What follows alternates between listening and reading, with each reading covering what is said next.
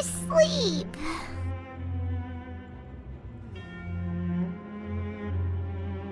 Huh?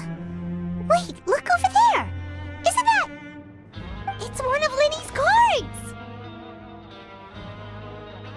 Let Paimon see what's written on it! Maybe you haven't heard, but today is the monthly free day. Everyone has the day off today, which makes it the perfect time to do some investigating. It's been a while since we last talked. Have you been making any progress lately? Let's meet at our usual spot in the factory area before lunchtime. I have new information. Ooh, today's our lucky day. We have the day off. From the sound of it, Lenny's been making progress with his investigation. Wonder what he's discovered. We still have some time before we meet up. Let's talk with the people here for a bit more before we go.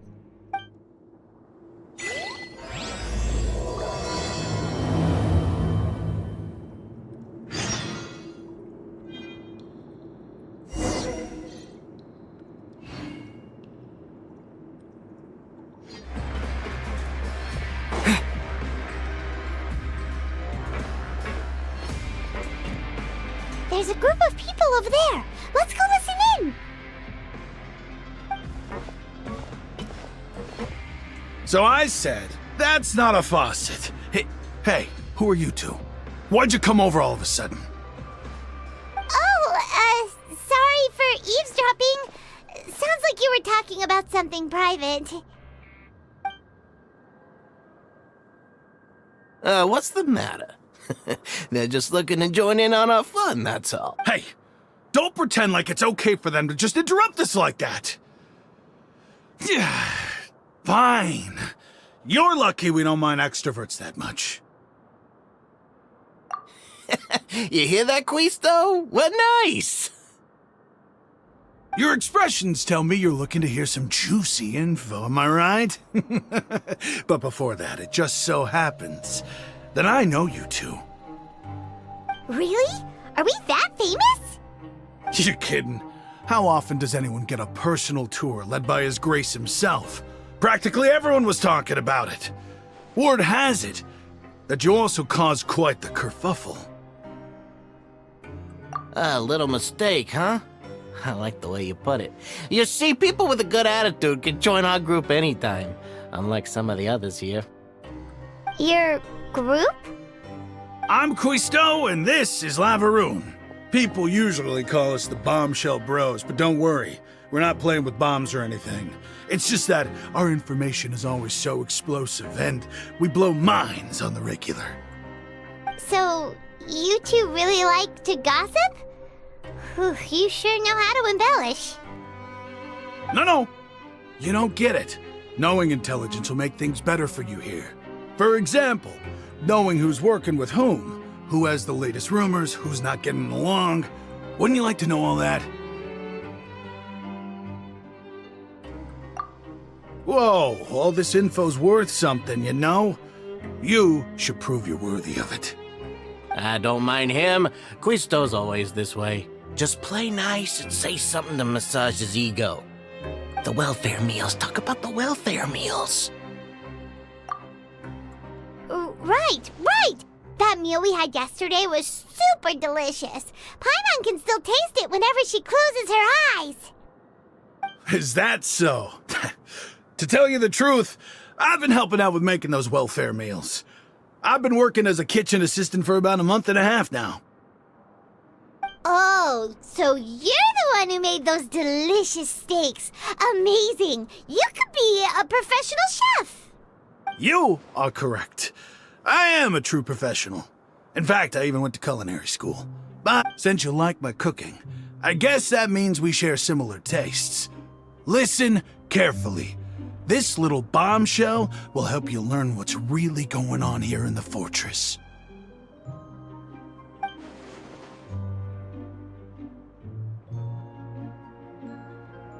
Listen, kids. The power structure within the fortress is quite complicated. The overworlders couldn't care less about us down here. We're basically dogs to them. You've already met the one person here you should never cross, the Duke, Risley. He knows more than you think. And if he doesn't care about something, then he often doesn't bother dealing with it.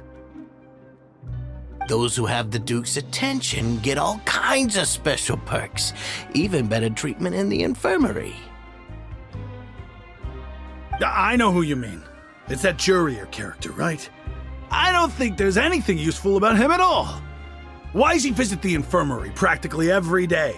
Is it normal for anyone to be going in and out of there so often? If you ask me, he's just faking it to get out of work. But did you know that Jurier was a talented researcher from the Fontaine Research Institute before he came here? There's no denying that. I don't care if he was a researcher that could turn dirt into Mora. Once you're in the fortress of Meripede, you're just another inmate like everybody else.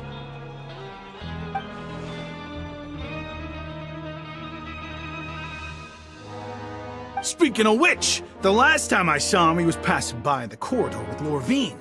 I also heard they started arguing in the library and got into a fight, right? Guess that's just how terrible of a guy he is. You mean he hit a woman? Wow, I never imagined he was that bad. But that Lorvine's also quite the odd one, you know? She's always gabbing away, got into a fight with a man, and she also got sent to the infirmary. Come to think of it, I always see her going to the sick bay every couple of days, too. Huh. Wait a second. You don't think? Do you think could it be that they're secretly meeting there to go on dates?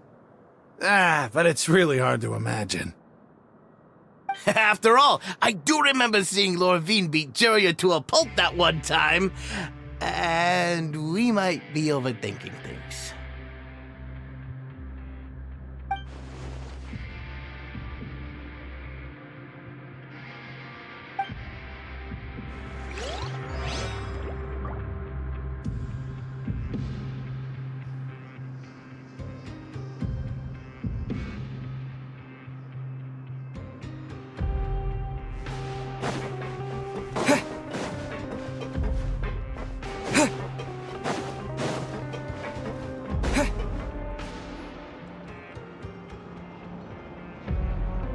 Look!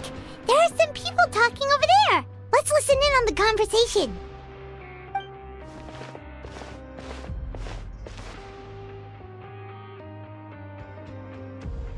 If you ask me, those pompous parasites on the surface act like they're all a bunch of aristocrats. Do any of them give half a hoot about a bunch of dogs like us? Hey, speak for yourself, mate. I'm no dog. Oh, you think you're special or something?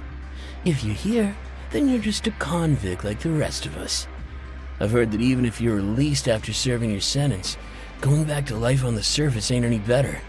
Once a criminal, always a criminal. We're marked for life.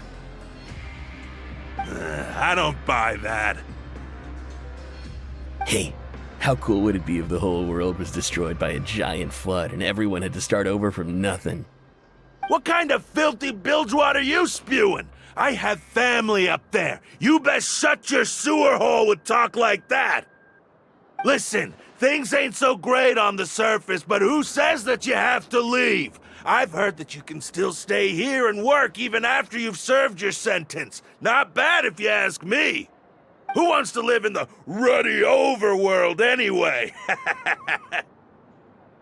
And what makes you think they'd want to hire someone like you? It's one of the great mysteries of the universe, how someone as useless as you is so confident. Whoa.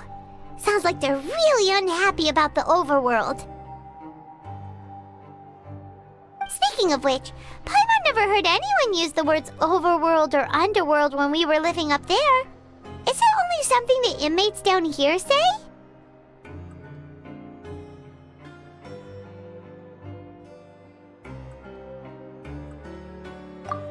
That's true.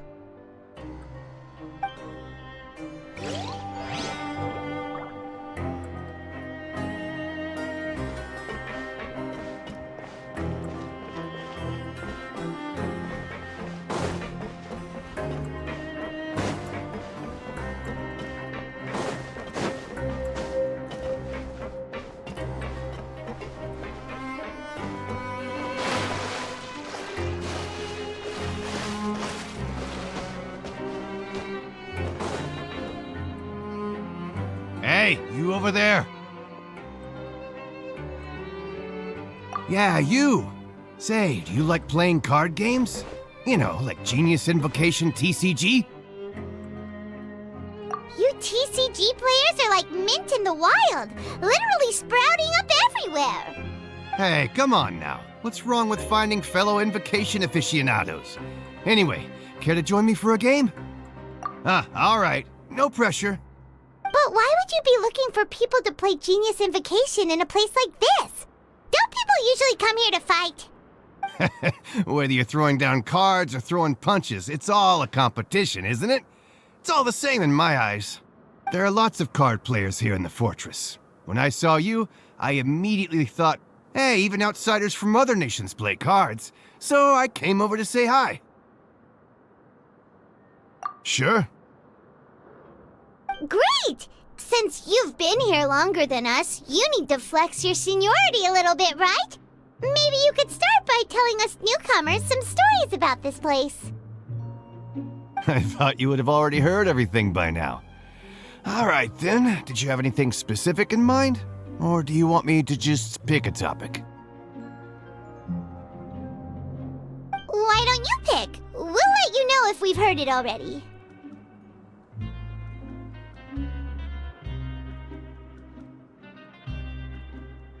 All right. Have you heard any strange rumors since you've arrived?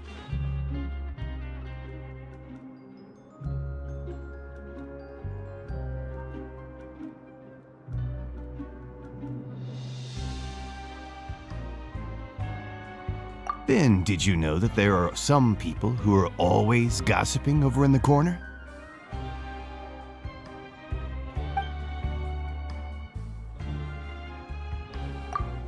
Yes, so you've already met those two. They're quite a pair. They always keep an eye out for the latest happenings and gossip about everything. I've never seen anyone with more time on their hands. I heard that they used to be a chef and a bartender before they were sent down here. You know how bartenders are, always chatting with customers. And chefs love to pass the time just hanging out when they're not cooking.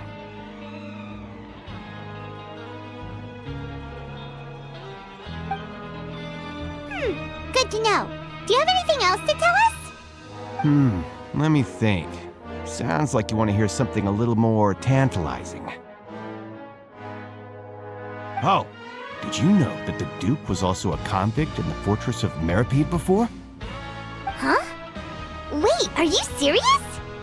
That's right. The Duke was an inmate just like you and me. Seems he was exiled here for committing some crime. Who knows how he ended up rising up to become the warden, though? To go from an ordinary inmate to becoming the manager of the whole place? I'm not gonna lie, I kinda respect that. A forbidden zone? Sounds like something that someone just made up. I've never heard of that. Where did you hear about it?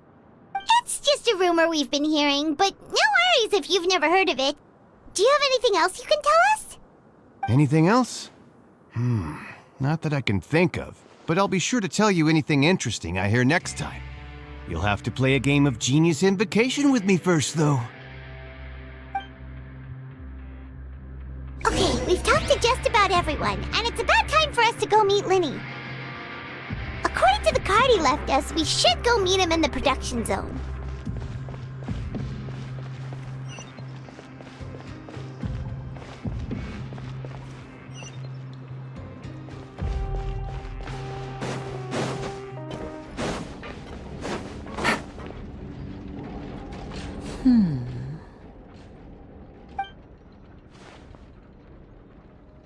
Huh?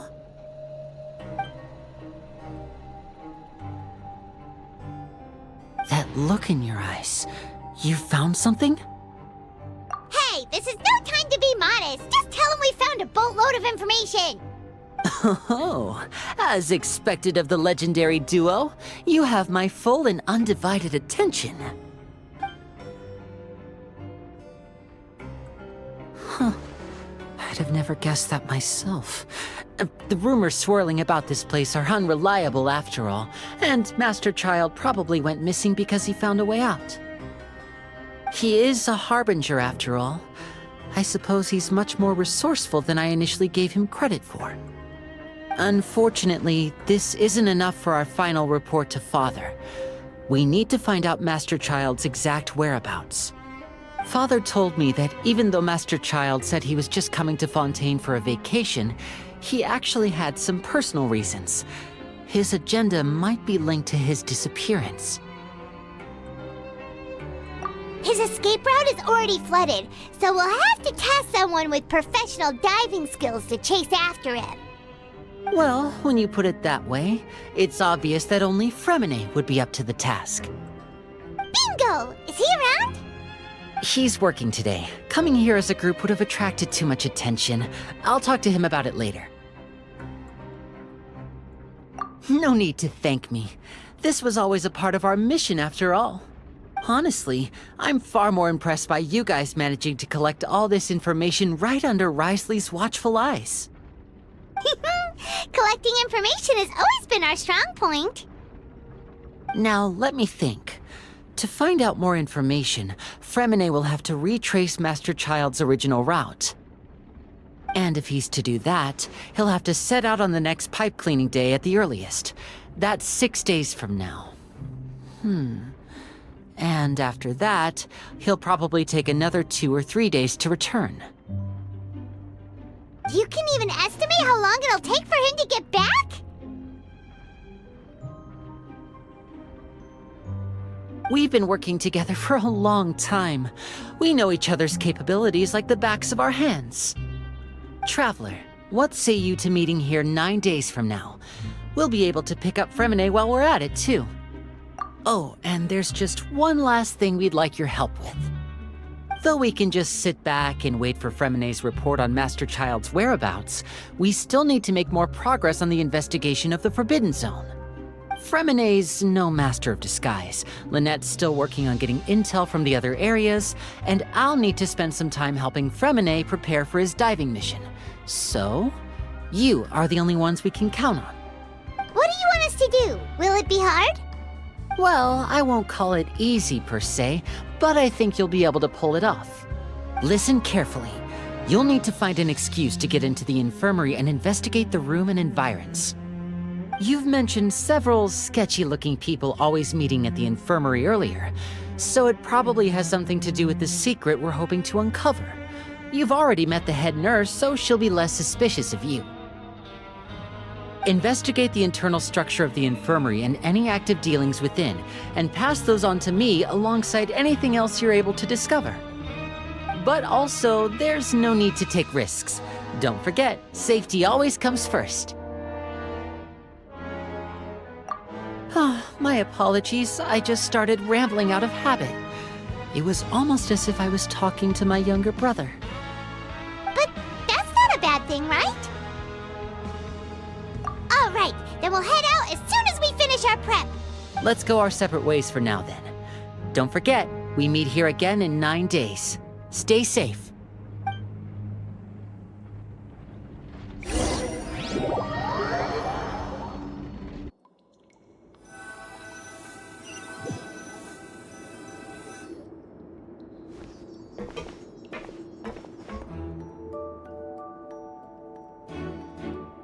Hey, stay here for now. Paimon will take a peek. There seem to be several people inside.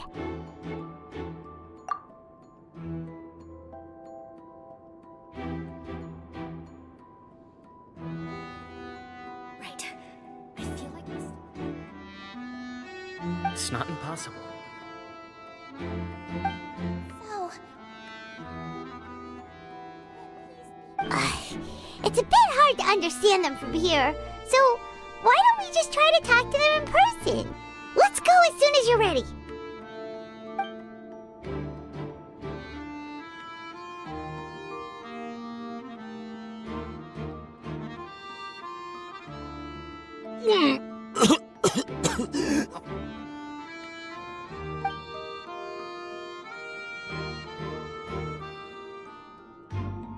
Someone, please help! He's sick!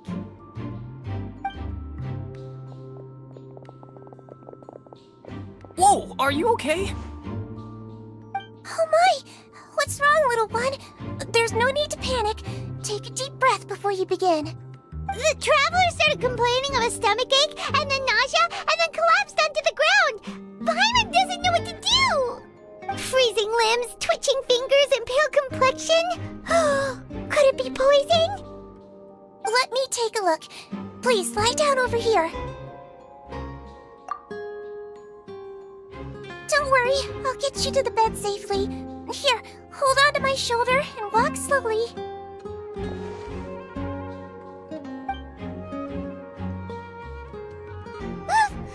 You can do it, Traveler! Don't apologize. You're sick after all. Now, please relax. I'm just going to do a preliminary checkup on you.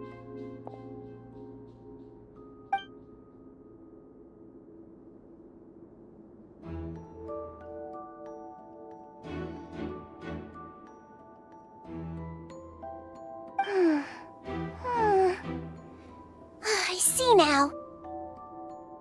My checkup has confirmed that he's not in any mortal danger. That's our worst fear out of the way. Eh?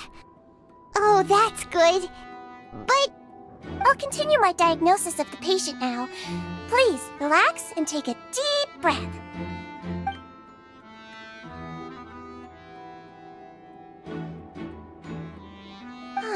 Don't sense serious damage to your organs either. Does it hurt when I press here? And here? Huh? But based on my initial checkup, there shouldn't be a problem here. How strange.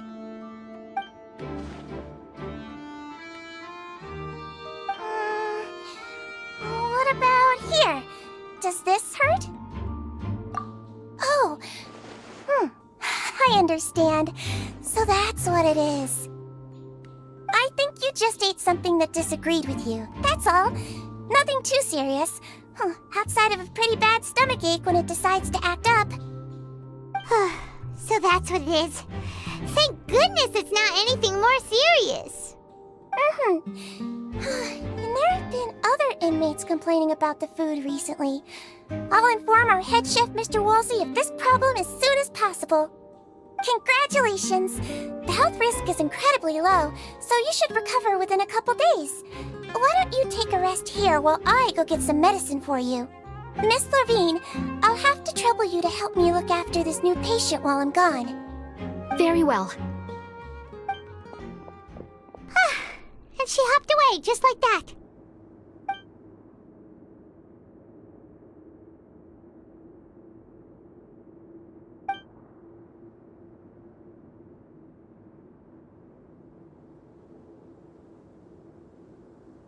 Hello. So how are you feeling now?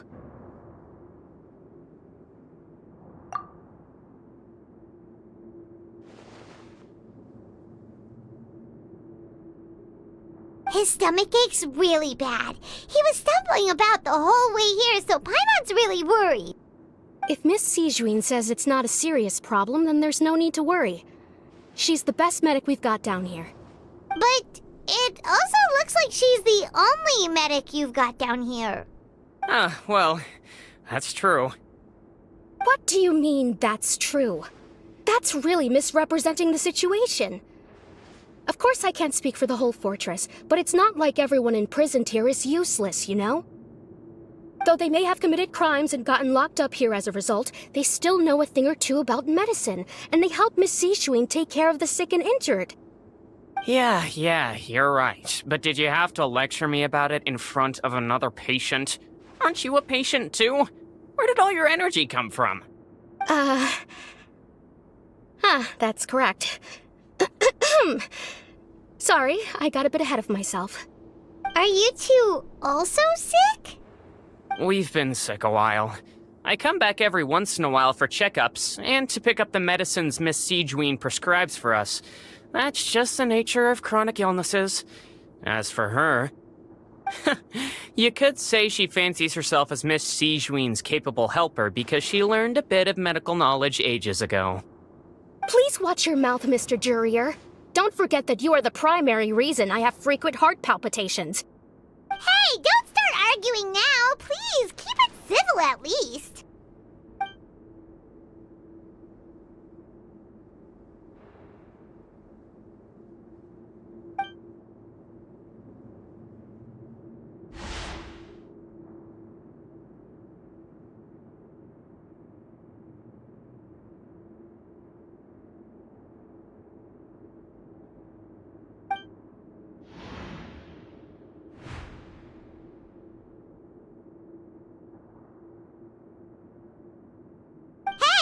Hey! There's no need to fight! Everyone will be released someday, so there's no need to argue over silly things like this! But... Release. It's way too early for us to even think about that. And who the heck knows if we'd even be able to continue our previous lives?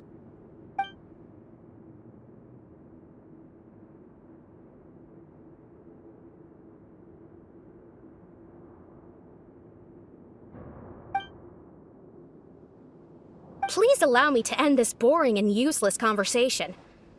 Oh, and Mr. Jurier, I don't want to see your face here again anytime soon. And same to you, Miss Lorvine. Anyway, that was more than enough rest for me, so I'm going to get out of this excessively noisy place. See you later, everyone. He just slowly walked off like that? That's just what he's like. I'm sorry you had to see all of that. I'm Lorvine, and that's... Well, his name is Jurier, but I hope you'll never have cause to remember his name. You really can't stand him, huh? I mean, can you blame me? Who would like someone who's as arrogant and obsessed with weird research topics as he is?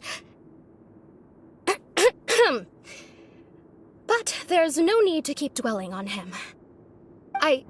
I'll accompany you two for a while. Miss Seashween should be back soon, and I'm sure you'll feel better as soon as you've had some of her medicine. No, it's nothing. I'm back! Did you rest like you promised?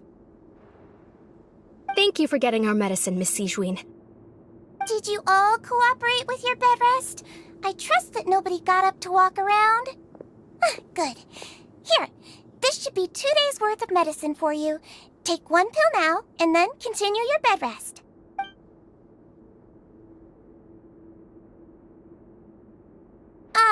Miss Lorvine, I left in a bit of a hurry just now. Do you still remember if we discussed the color of the pill that you should be taking today? I remember. You said it should be yellow.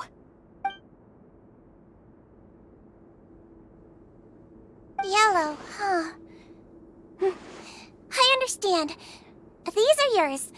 Please, make sure to go to bed early after taking them tonight. You'll benefit from a good night's sleep. All right, then I'll also be on my way now. I hope you feel better soon, too. See ya!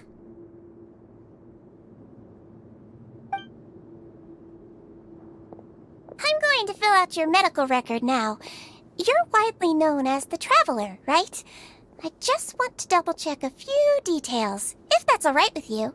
Those two made quite the commotion just now, so why don't we let the Traveler rest? Paimon can answer the questions instead. So his primary symptoms are abdominal pain with secondary symptoms of nausea. Is there anything else? That's it.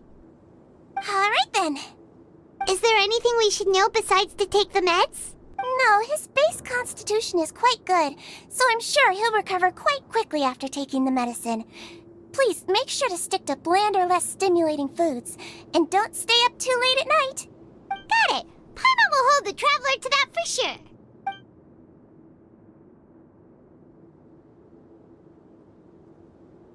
Oh, you're going to take a nap already? Okay then, you get some rest.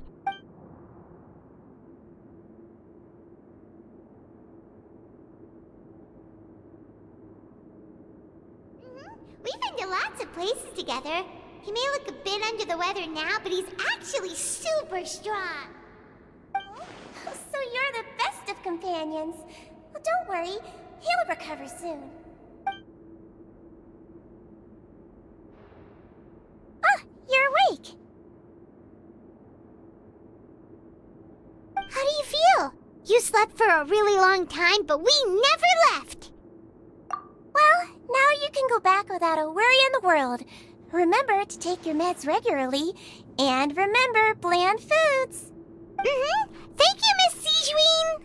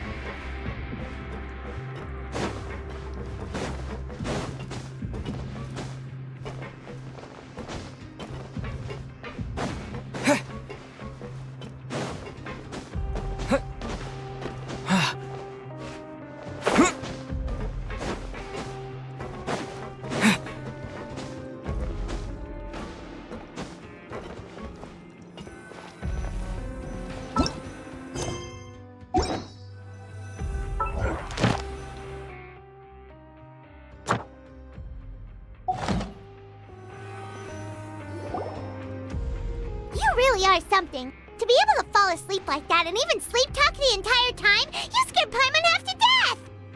No, but you kept mumbling things along the lines of, Pyron, go take my grilled fish and put down the Adeptus Temptation now! Paimon talked with Sigewinne the entire time you were asleep. She seems like she's just a sincere nurse, and Paimon didn't notice anything unusual in the room. Are you sure we're not going off track with the infirmary?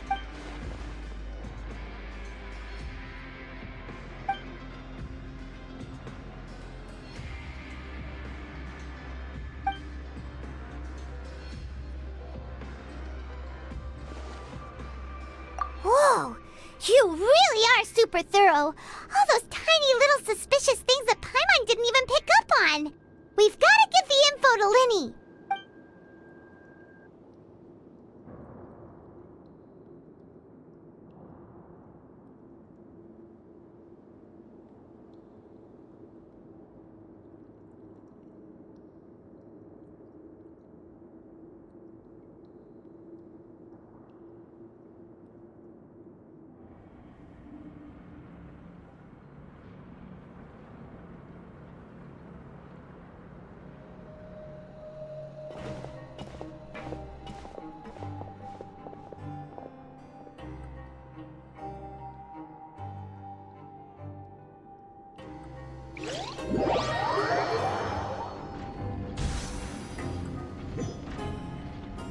Today's the day! Let's go meet up with Linny!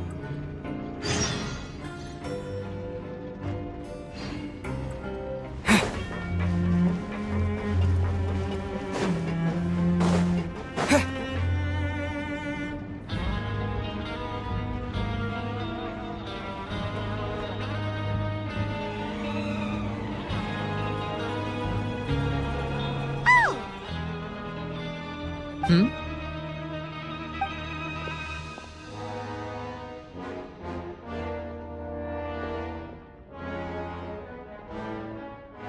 Did you two run into any trouble over the past few days?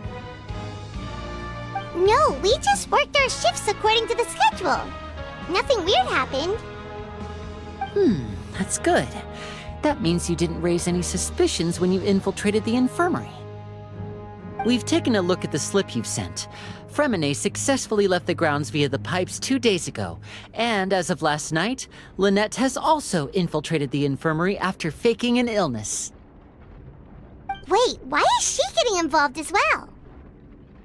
You already went above and beyond when you scoped out the infirmary.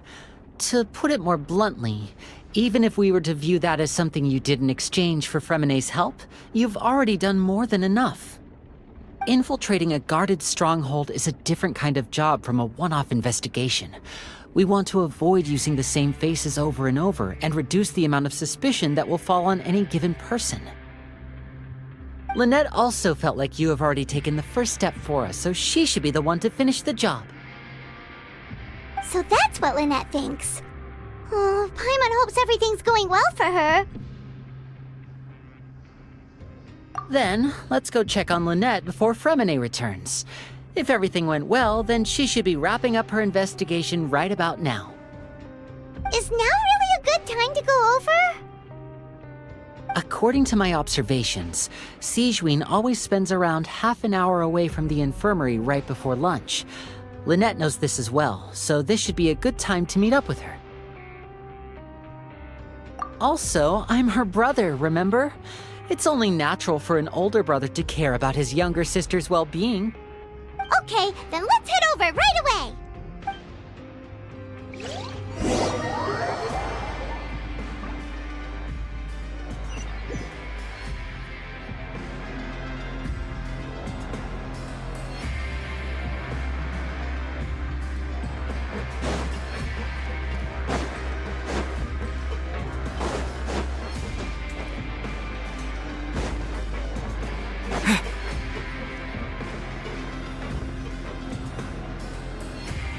Lynette should be here right now. Huh. Strange. Lynette? As expected, Sigewinne isn't here, but why isn't Lynette here? No, Lynette rarely deviates from the plan. We agreed that if she were to make changes on the fly, she'd find a way to let me know.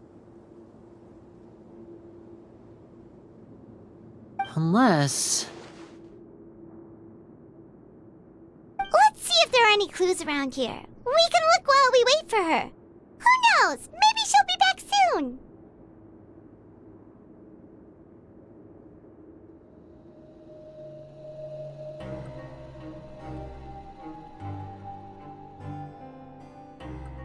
Okay.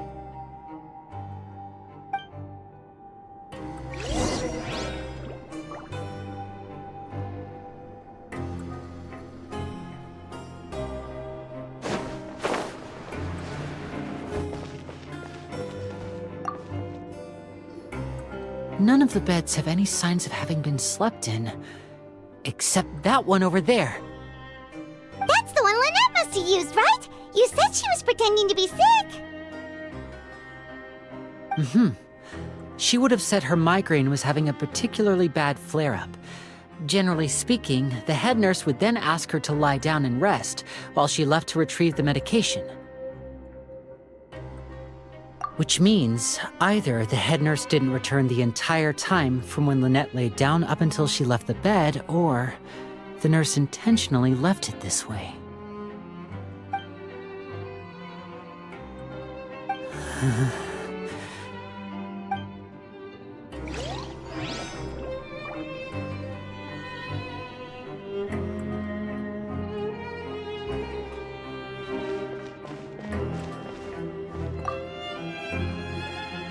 There are some books here and a few files. They all look like medical records. Advanced nursing, how to raise the spirit of your patients, a quick guide to the psychology of emotions, and the meaning of laughter. These sure are some interesting books. Who knew Sijuin would be interested in these kinds of things? She even has books on understanding people's motivations and feelings. Is it because she's a Melazine? Or does she have a need to understand her patient's emotional state? Seems quite normal to me. These are skills that would come in handy for a nurse from time to time.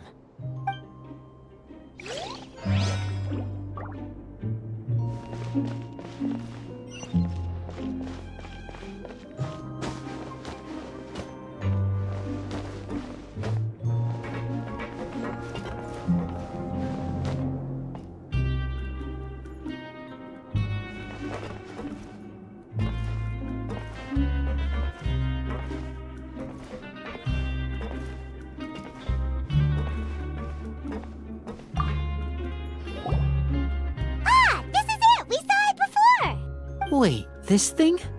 It doesn't look like it's been disguised that well. The space behind it is empty. From its size, I don't think it's an entrance that is meant to be taken apart. There's probably a mechanism around here somewhere. Could Lynette have tried to get inside? But if that's the case, she would have contacted me for sure. Let's look around here for some more clues. Don't panic, just take another look.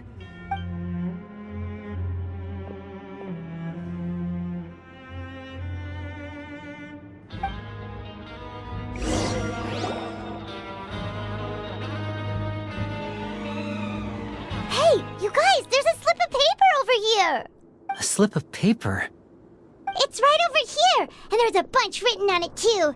It reads, "Out of respect for your usual practices, I'll use a piece of paper or card as the medium to pass on my message. You may consider this as me giving you my best regards." This is... Is that all? The back. This is... Show me! Now!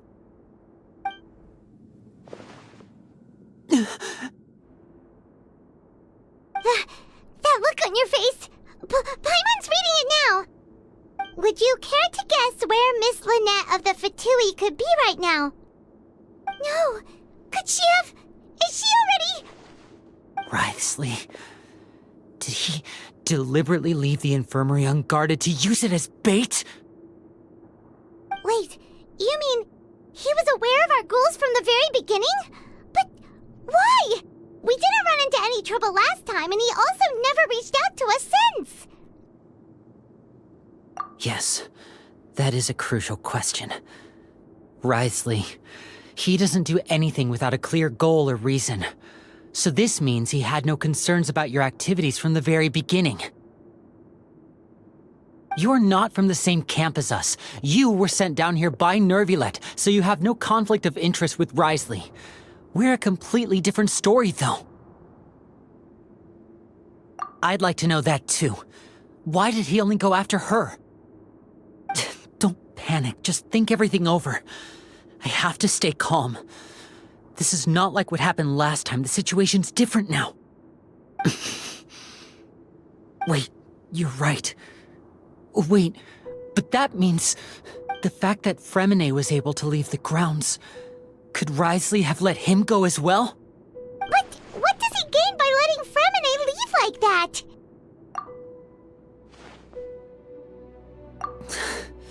So he's challenging me and trying to provoke me, I'm sure of it. We never should have sent out Fremine. We had to go through all that trouble to find an opening to sneak him around the guards and into the pipe, and we even thought luck was on our side. If Wriothesley let him leave on purpose, then he's probably in a terrible spot now as well.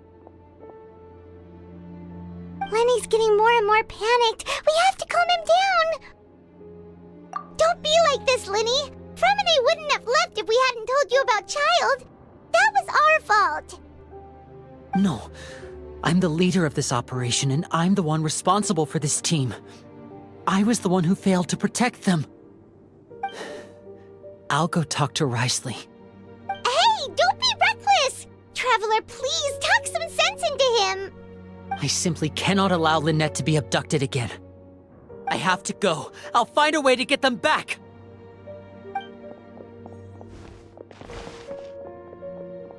He's rushed out the door! After him!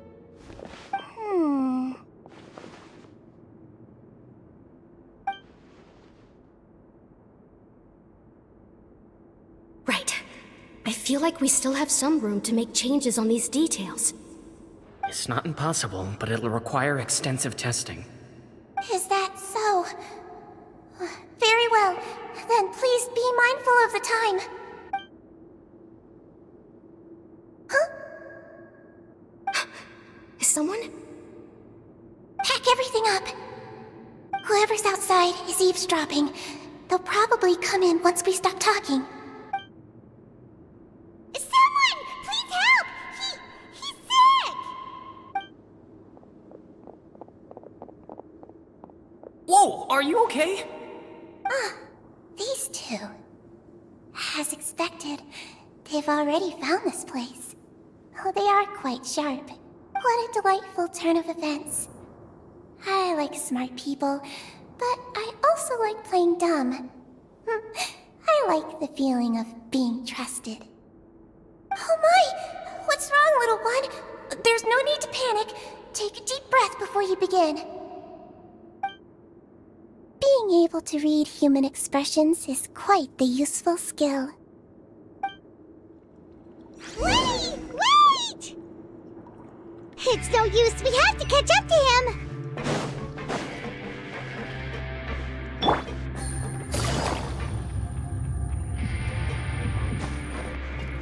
He's already out of sight! How is he so fast? Let's go head him off at Wriothesley's office!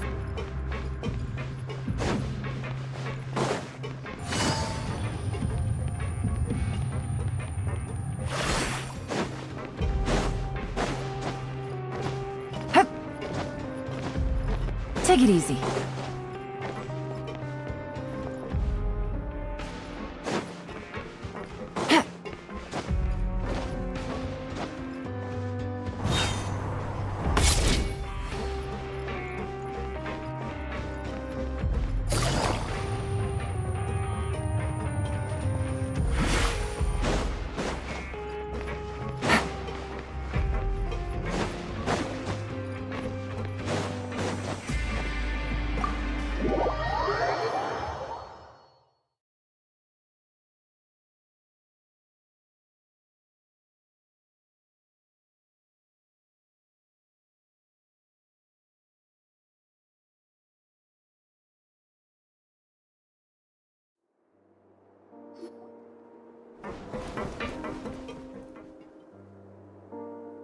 come out and face me, Risley!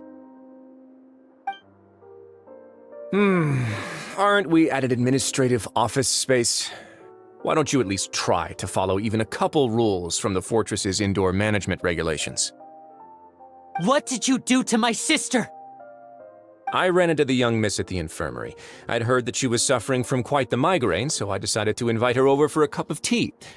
I do have some teas in my collection that can work wonders against such an illness. Stop joking around! Where did you take my siblings?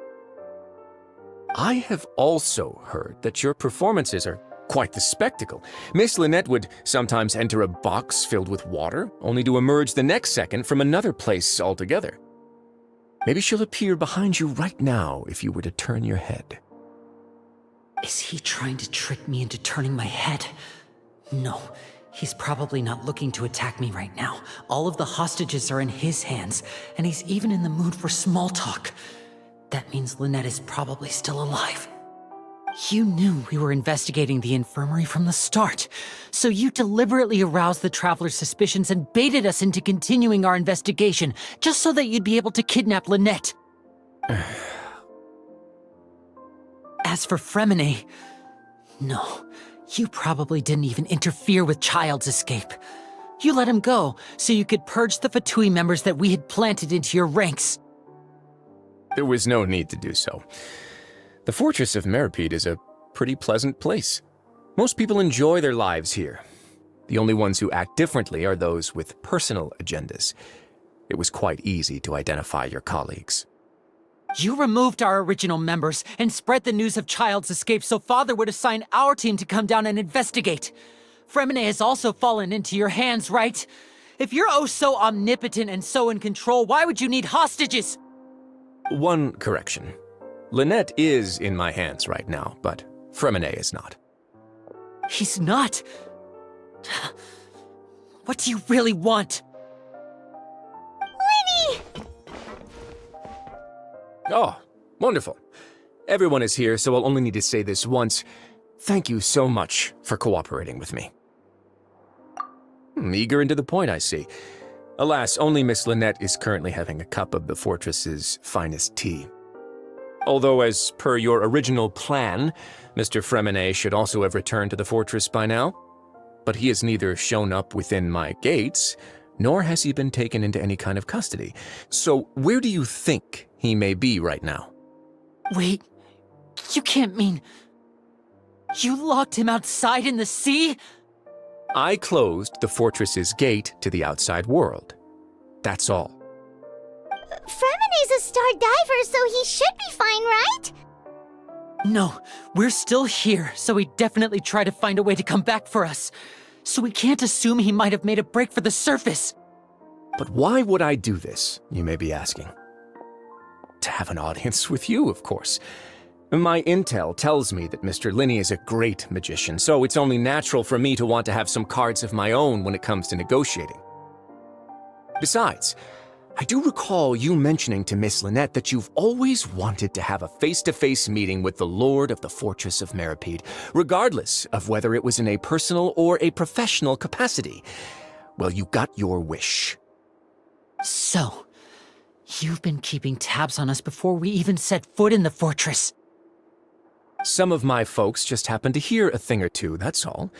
In any case, I will be straight with you. I was willing to play dumb and turn a blind eye, so we had a pleasant few days playing games together here. But once you started focusing on the Forbidden Zone, all of that changed. Mr. Linney, the cards are stacked against you right now. Miss Lynette is in my hands, and Mr. Fremine is still slowly being pickled out there in the brine. You know just as well as I that he cannot last out there forever. You need do but one thing to guarantee their safety. I would like you to contact your superior, and ideally invite her over for a cup of tea with me. You want to see Father? But why should she bother giving you an audience? Well, if she cares for the well-being of her dearest children, she should have plenty of motivation to join me for a parents' evening. I've heard that the bonds between the members of the House of the Hearth are like the bonds of family. I don't see why she would refuse. Why did you think Father sent us to handle the Fortress of Meripede? This place is basically a no man's land. It wouldn't be fitting for anyone as important as a harbinger like Father to come here in person. Oh, I see. So it's because she doesn't care for my place here. That's such a shame. After all, I've amassed quite the tea collection. I was looking forward to sharing it with her. Both Monsieur Neuvillette and Lady Farina have already received many samples as gifts. Was this the extent of your master plan to get to Father? No matter how much pressure you may put on me, I won't allow you to use us to blackmail her. You people really are difficult to get along with. All I'm asking for is a face-to-face conversation. Does she truly have no interest in the fortress's secret? Mr. Linney, you have one last chance to invite your father here. If you refuse... Linny!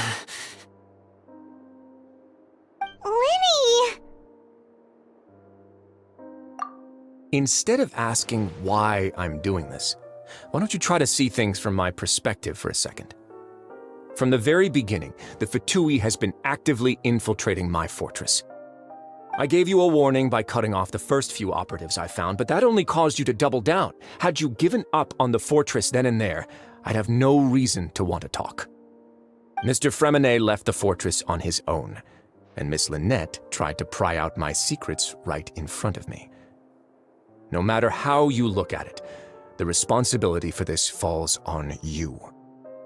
I shouldn't ask Father to do anything because of us. 6, 5... Wait, 2, 1. Time's up. It really is a shame, Mr. Linney. Risley!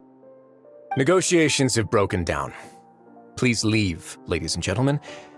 It's time for my afternoon tea. Yeah, listen to the Traveler. If you can't talk to Linny, can you at least talk to us? You do realize that I'm only letting you go because of Neuvillette, yes? You're here helping him out, and I've already done my best to stay out of your way. But that doesn't mean you can just do whatever you want.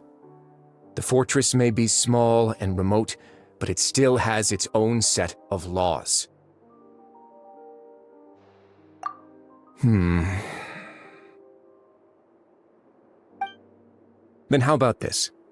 Those who are capable deserve respect. You've spent quite some time investigating my home turf by now, so why don't you tell me a thing or two about what you found, I'll ask you 3 questions.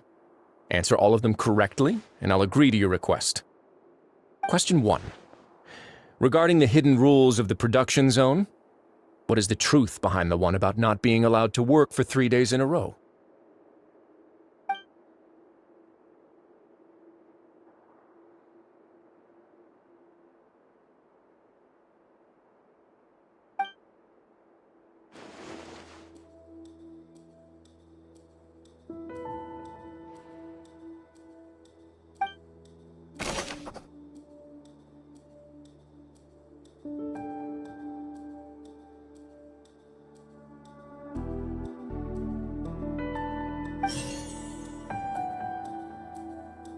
I've been told that the infirmary is always empty for the half hour just before lunch. But what could Sijuin be doing during that time? The Fanta promoter has been struggling because he doesn't recognize the real value of coupons. Meanwhile, the Duke believes that only idiots who don't understand the value of coupons will spend them on Fanta. We often see Miss Sijuin observing the prisoners at work near the production zone. It seems like she can perceive the general state of a person's health just by looking at them. Fanta's internal report suggests that they're starting a new trial of an unnamed and unpackaged product. But the product has to undergo a trial because even Fanta's own employees have a lot of reservations about it. The research notes said that the Melazine race perceives the world very differently from humans. As a result, the Melazines have also developed a sense of aesthetics that appears rather strange and alien to humans. According to Collins, The Pancration tournament only took place because the Fonta company sponsored it. The company must want a return on their investment as well. The Fonta promoter has been struggling because he doesn't recognize the real... Fonta's internal report suggests that they're starting a new trial of an unnamed and unpackaged product. But the product has to undergo a trial.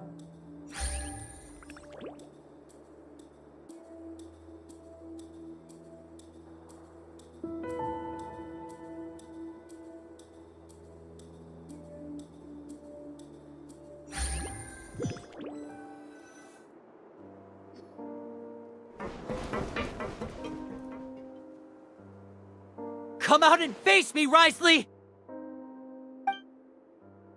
Aren't we at an administrative office space? Why don't you at least try to follow even a couple rules from the fortress's indoor management regulations? What did you do to my sister? I ran into the young miss at the infirmary. I'd heard that she was suffering from quite the migraine, so I decided to invite her over for a cup of tea. I do have some teas in my collection that can work wonders against such an illness. Stop joking around! Where did you take my siblings? I have also heard that your performances are quite the spectacle. Miss Lynette would sometimes enter a box filled with water, only to emerge the next second from another place altogether. Maybe she'll appear behind you right now if you were to turn your head. Is he trying to trick me into turning my head? No, he's probably not looking to attack me right now. All of the hostages are in his hands, and he's even in the mood for small talk. That means Lynette is probably still alive. You knew we were investigating the infirmary from the start, so you deliberately aroused the Traveler's suspicions and baited us into continuing our investigation, just so that you'd be able to kidnap Lynette. As for Fremine, no, you probably didn't even interfere with Child's escape. You let him go so you could purge the Fatui members that we had planted into your ranks. There was no need to do so. The Fortress of Meripede is a pretty pleasant place. Most people enjoy their lives here. The only ones who act differently are those with personal agendas. It was quite easy to identify your colleagues. You removed our original members and spread the news of Child's escape so Father would assign our team to come down and investigate. Fremine has also fallen into your hands, right? If you're oh so omnipotent and so in control, why would you need hostages? One correction. Lynette is in my hands right now, but Fremine is not. He's not? What do you really want? Lenny! Oh, wonderful. Everyone is here, so I'll only need to say this once. Thank you so much for cooperating with me. Eager and to the point, I see. Alas, only Miss Lynette is currently having a cup of the fortress's finest tea. Although, as per your original plan, Mr. Fremine should also have returned to the fortress by now. But he has neither shown up within my gates, nor has he been taken into any kind of custody. So where do you think he may be right now? Wait, you can't mean... You locked him outside in the sea? I closed the fortress's gate to the outside world. That's all. Fremine's a star diver, so he should be fine, right? No, we're still here, so he definitely tried to find a way to come back for us. So we can't assume he might have made a break for the surface. But why would I do this, you may be asking? To have an audience with you, of course. My intel tells me that Mr. Linney is a great magician, so it's only natural for me to want to have some cards of my own when it comes to negotiating. Besides, I do recall you mentioning to Miss Lynette that you've always wanted to have a face-to-face meeting with the Lord of the Fortress of Meripede, regardless of whether it was in a personal or a professional capacity. Well, you got your wish. So... You've been keeping tabs on us before we even set foot in the fortress. Some of my folks just happened to hear a thing or two, that's all. In any case, I will be straight with you. I was willing to play dumb and turn a blind eye, so we had a pleasant few days playing games together here. But once you started focusing on the Forbidden Zone, all of that changed. Mr. Linney, the cards are stacked against you right now. Miss Lynette is in my hands, and Mr. Fremenet is still slowly being pickled out there in the brine. You know just as well as I that he cannot last out there forever. You need do but one thing to guarantee their safety. I would like you to contact your superior, and ideally invite her over for a cup of tea with me. You want to see Father? But why should she bother giving you an audience? Well, if she cares for the well-being of her dearest children, she should have plenty of motivation to join me for a parents' evening. I've heard that the bonds between the members of the House of the Hearth are like the bonds of family. I don't see why she would refuse. Why did you think Father sent us to handle the fortress of Meripede? This place is basically a no-man's land. It wouldn't be fitting for anyone as important as a harbinger like Father to come here in person. Oh, I see. So it's because she doesn't care for my place here. That's such a shame. After all, I've amassed quite the tea collection. I was looking forward to sharing it with her. Both Monsieur Neuvillette and Lady Farina have already received many samples as gifts. Was this the extent of your master plan to get to Father? No matter how much pressure you may put on me, I won't allow you to use us to blackmail her.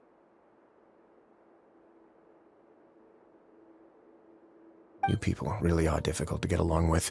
All I'm asking for is a face-to-face conversation. Does she truly have no interest in the fortress's secret?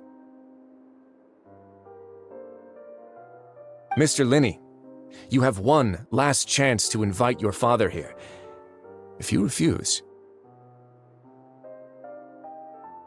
Linny!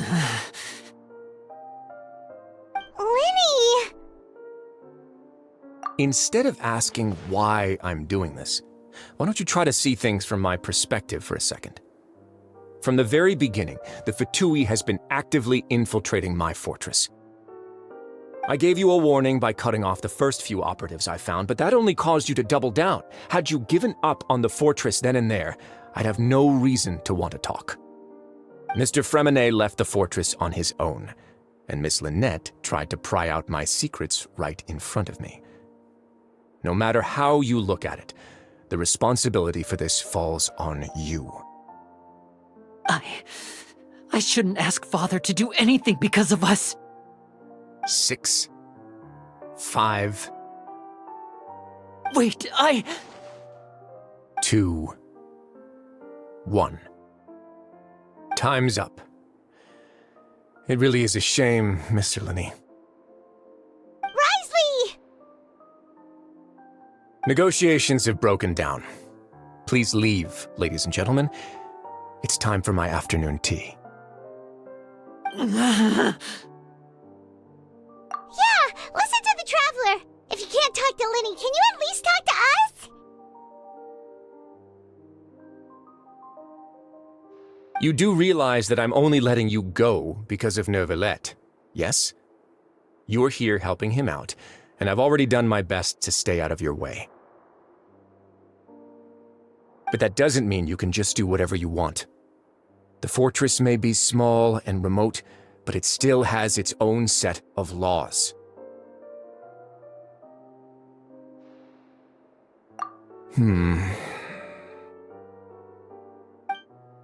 Then how about this?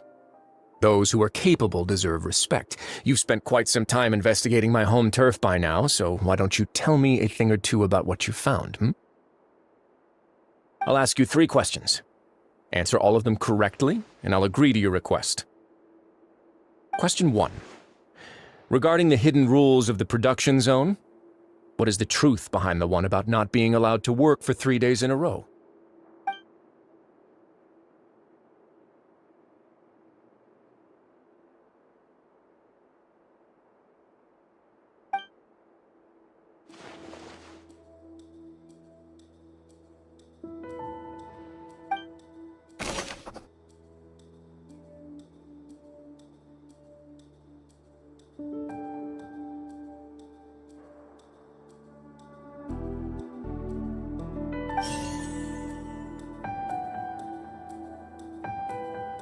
I've been told that the infirmary is always empty for the half hour just before lunch. But what could Sijuin be doing during that time? The Fonta promoter has been struggling because he doesn't recognize the real value of coupons. Meanwhile, the Duke believes that only idiots who don't understand the value of coupons will spend them on Fonta. We often see Miss Sijuin observing the prisoners at work near the production zone. It seems like she can perceive the general state of a person's health just by looking at them. Fonta's internal report suggests that they're starting a new trial of an unnamed and unpackaged product. But the product has to undergo a trial because even Fonta's own employees have a lot of reservations about it. The research notes said that the Melazine race perceives the world very differently from humans. As a result, the Melazines have also developed a sense of aesthetics that appears rather strange and alien to humans. According to Collins, the Pancration tournament only took place because the Fonta company sponsored it. The company must want a return on their investment as well. We often see Miss Sijuin observing the prisoners at work near the production zone. It seems like she can perceive the general state of a person's health just by looking at them. The research notes said that the Melazine race I've been told that the infirmary is always empty for the half hour just before lunch. But what could Sijuin be doing during that time?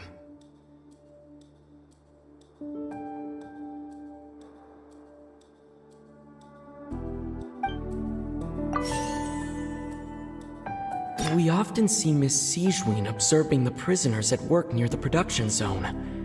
It seems like she can perceive the general state of a person's health just by looking at them.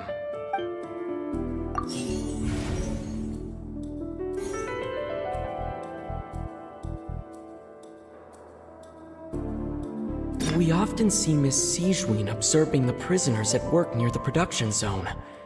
It seems like she can perceive the general state of a person's...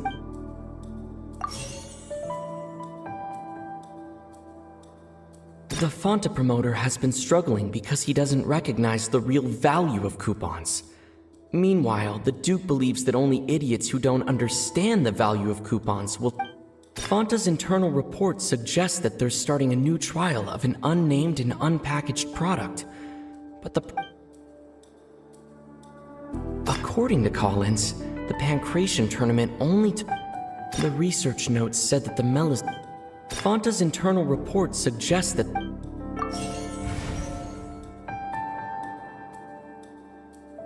the Fonta promoter has been struggling because he doesn't recognize the real value of coupons.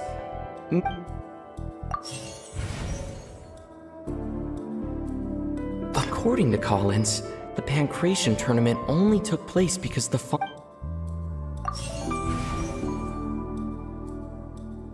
research notes said that the Melazine race perceives the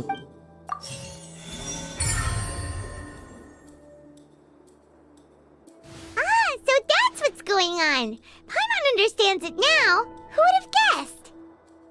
The hidden rule of the production zone.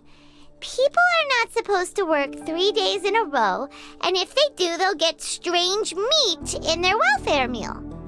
At first, we thought this strange meat must have something to do with the people who disappeared, but in reality, they were all prepared by Sijuin, the head nurse. She often visits the production zone to observe the workers' health and makes a note of anyone who has worn themselves out after 3 full days of work. Out of her sense of duty as the head nurse, as well as her genuine concern for the workers' health, Sijuin visits the cafeteria right before lunch and cooks an extra dish for those who can use the stamina boost. Sijuin has only the best intentions with her surprise gift and doesn't want anyone to find out about what she does. However, unfortunately, Melazines as a race perceive the world differently from humans, and their sense of aesthetics is even more alien to us. The recipients of her lovingly prepared special meals cannot taste the care within and usually just freak out. Are we on the right track? Not bad. You've uncovered Sijuin's secret and even guessed her intentions correctly as well. It's nice to know that her efforts have not gone unacknowledged. All right, now for my next question. There are also some hidden rules in the Pancration Ring, including the one that you're not allowed to support both sides of a fight. Why is that?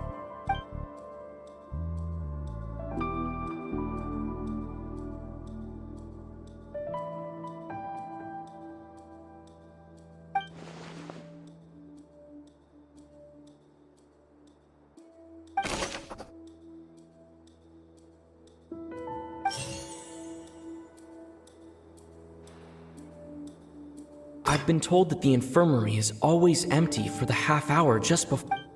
Fanta's internal report suggests that they're starting a new trial of an unnamed and unpackaged product. But the product has to undergo a trial because even Fanta's own employees have a lot of reservations about it. We often see Miss C. The Fanta promoter has been struggling because he doesn't recognize the real value of coupons. The research notes said that the Fanta's internal report suggests.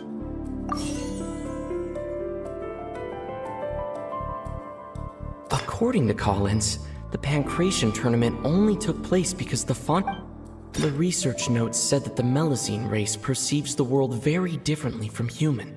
The Fanta promoter has been struggling because he doesn't recognize the real value of coupons. Meanwhile, the Duke believes that only idiots who don't understand the value of coupons will spend them on Fanta. We often see Miss Sijuin The research notes said that the Melusine race perceives the world. According to Collins, the Pancration tournament. The research notes said that the Melusine race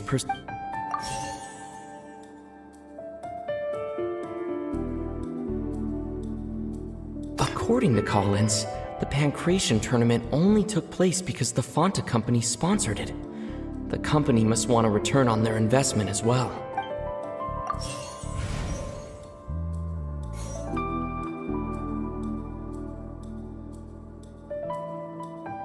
I've been told that the infirmary is always empty for the half hour just before.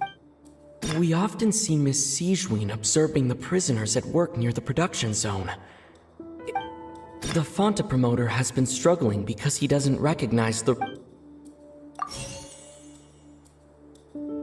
According to Collins, the Pancration tournament only took place because the Fanta. We often see Miss Sijuin observe. Fanta's internal report suggests that they're starting a new trial of an unnamed and unpackaged product. But the product has to undergo a trial. We often see Miss Sijuin observing the prisoners at work near the production zone. The research notes said that the Melusine race. I've been told that the infirmary is always empty. We often see Miss Sijuin observing the prisoner.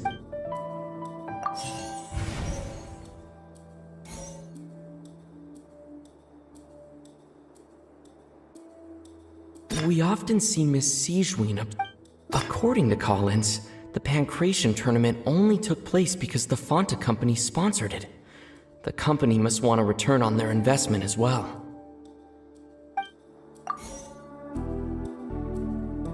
I've been told that the infirmary is always.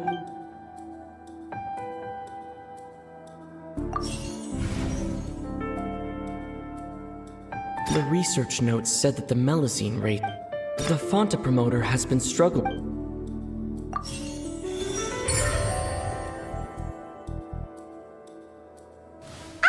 Paimon gets this rule too now, so there really was nothing to be afraid of.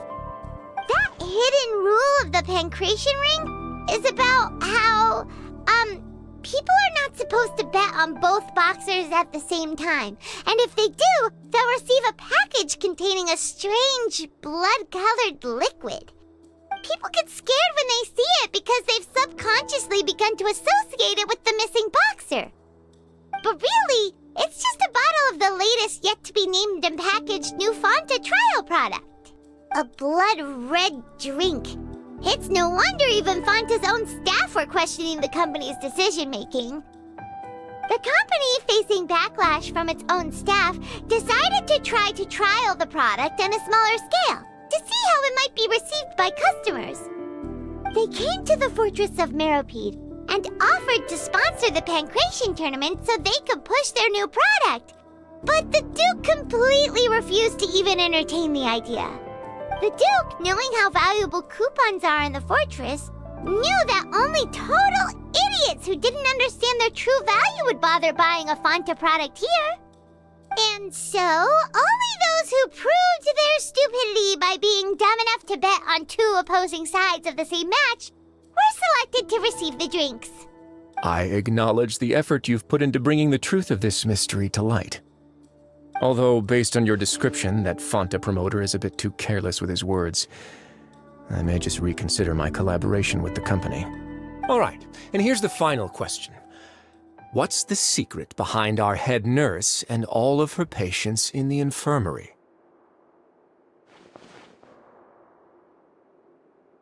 Stop your cruel and pointless games, Risley! You know that we haven't finished our investigation, so there's no way we can answer the last question. The thought of sparing Lynette and Fremine never even crossed your mind! You'll pay for this! Ah! Lenny, are you alright? Oh, close one. I owe you, Sigewinne. That was a fantastic shot. It was nothing, Your Grace. Sigewinne? Though this gun may look like a toy, it's actually fully functional, as I just demonstrated. Sigewinne... You... Not at all. I am merely a resident of the fortress, and thus protecting it is my duty. When Monsieur Nervulette asked me to come here, he told me that my job would be to take care of the well-being of everyone here. I am merely discharging my duties. But if you mean what you just said, then isn't Linny someone you should be looking after as well? Isn't he a resident here just like the rest of us? But I really am just doing what Monsieur Nervulette told me to do. Everything I did, I've done to protect them. Had I not, they would be in far more dire straits right now. His Grace knows it too, right? Your Grace? Mind proving my innocence to them? My dear Sigewinne, whatever shall I do with you? Would it have killed you to just wait another minute or two? Well, it's nearly time after all. The way you do things can be truly frustrating sometimes, Your Grace. I figured I should try to talk some sense into you. What are you talking about? What time? Take me if you want. Let them go. How touching. Can you just give me one more minute? Don't be like that, Your Grace. All right, everyone, calm down. 2 more visitors will be arriving any time now. I'll go get a cup of tea. Miss Sigewinne, I leave Miss Lynette in your care. You... What are you doing? I believe I hear footsteps.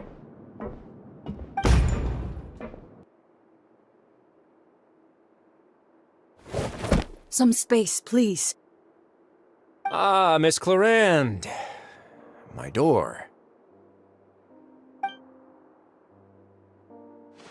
Fremine... Fremine... What's going on? What is Clarande doing here? Work. I'm sorry about shooting you, Mr. Linney. The tranquilizing effect will begin to wear off soon. Please take it easy in the meantime, though. What happened to Fremine? Wasn't he diving just outside of the fortress? Why is he looking like this?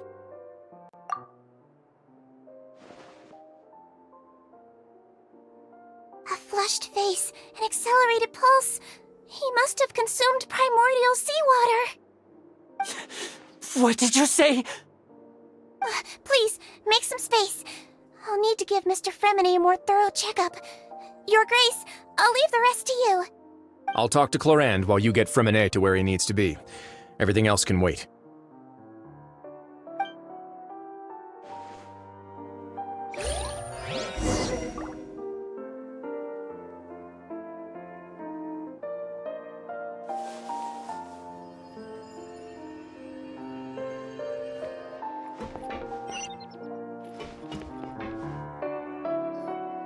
What's that look on your face? I thought I made good time on the way back. Oh, I'm just admiring your punctuality. Had you arrived just a few minutes later, Sijween may have been forced to shoot Mr. Linney again. How's the situation out there? The water has changed. It's pretty much as expected. The concentration of primordial seawater has increased significantly. I was only out there a short time, so it wasn't too bad.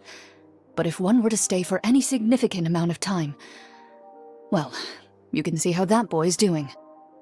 Where was he when you found him? The abandoned zone at the end of the pipes. A good distance into the water. Closer than I thought. He must have recognized it early on and tried desperately to swim back. Locking the door was necessary. I don't think we could have saved two. Well, I did try to convince him that I had my reasons. Never seems to work, though. It would probably work on Neuvillette. He has a knack for picking out who had good intentions, even when the outcomes were all terrible. It's a bad sign if you're having to plead your case to Neuvillette. Want some tea? Not particularly. If you want to drink some that badly, just say so. Fine, I'd like to get some tea. Want me to get you a cup too, since I've already made it? Might as well then, I suppose. Actually, do you have a towel? I would like to dry my hair.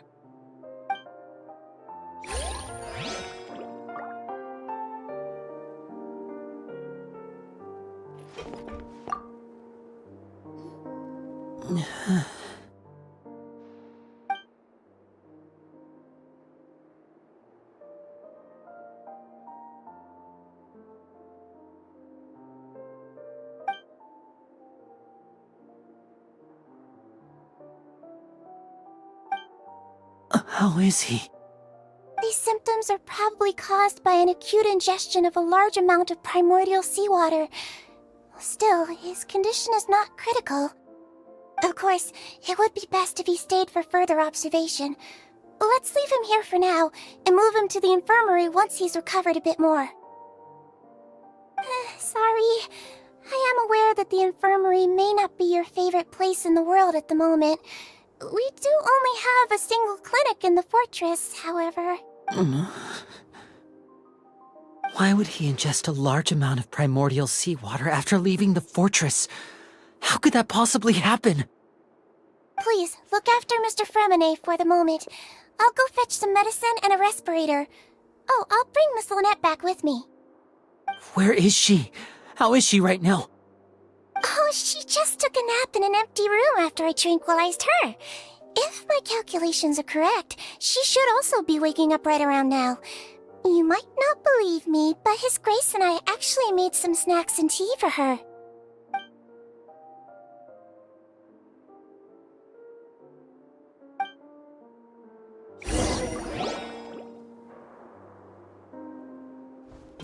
Linny, are you okay?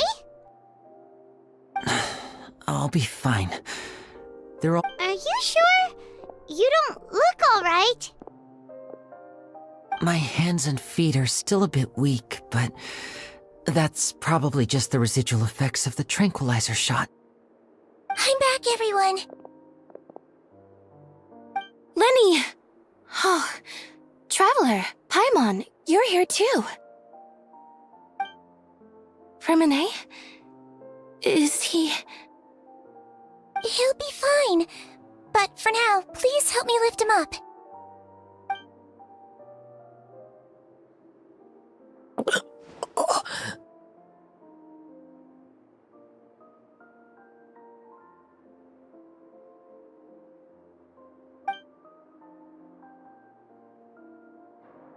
His breathing's beginning to slow down. Give me a hand and help me get him to the infirmary. Yeah, I'll take him from this side. Lynette, together? On it. Traveler, you seem pretty worried about him. Want to come with us? The Duke and Clarande are gone. They probably went to get some tea. The Duke will explain the truth in just a bit. Miss Clarande will need a break, since she only just returned from rescuing Fremine out of the sea.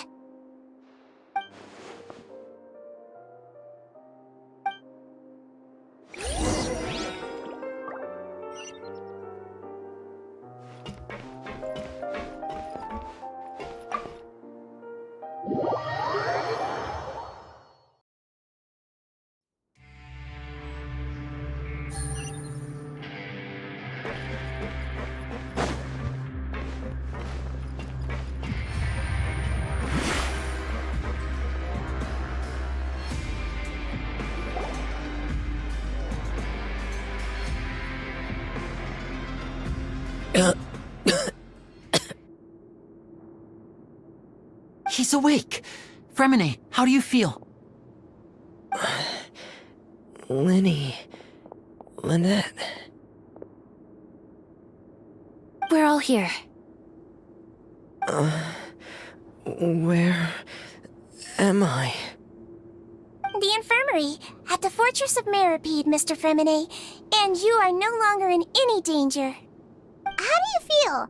Don't push yourself if you're not feeling up to it. Traveler. Paimon. It's been so long. The sea! There's something wrong with the seawater. Shh, it's okay. We can talk about it after you've recovered. No, listen to me. This is really serious. There's primordial seawater mixed into the regular seawater. I don't know why it's there, but no one should touch it. Pipes. Right, the pipes. It's all coming back to me now.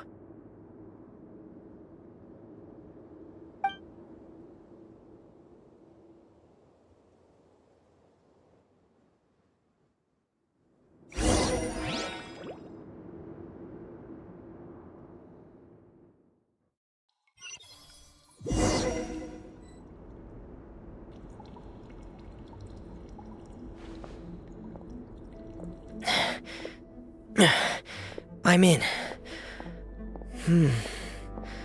Seems like this pipe hasn't been used in a long time.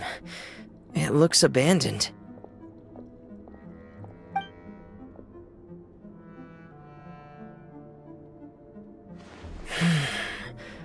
Where could Master Child be?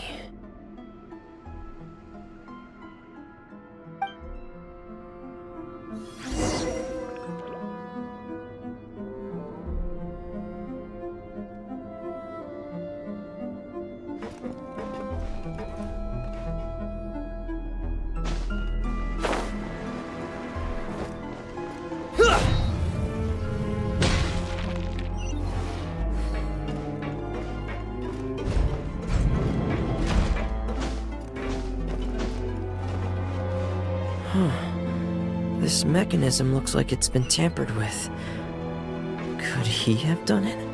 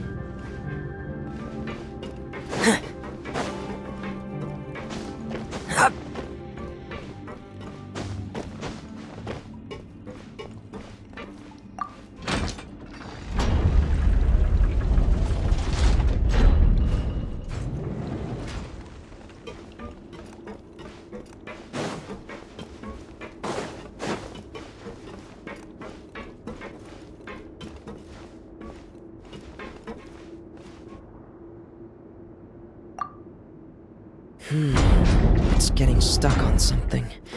Seems like I'll have to avoid those obstacles while I turn it.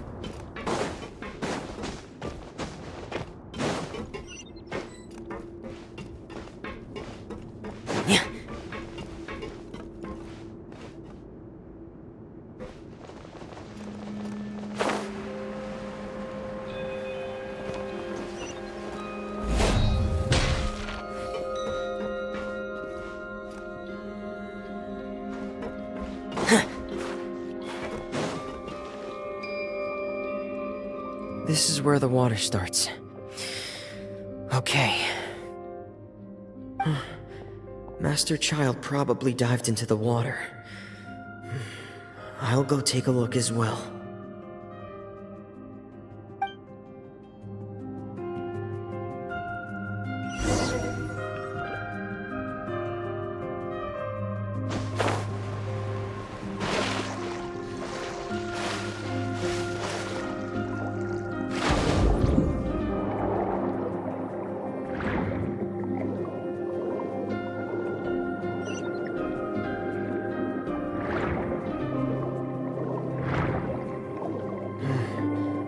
The vegetation here is a bit more sparse. These traces aren't natural. A person must have left them, and recently. I should be going in the right direction.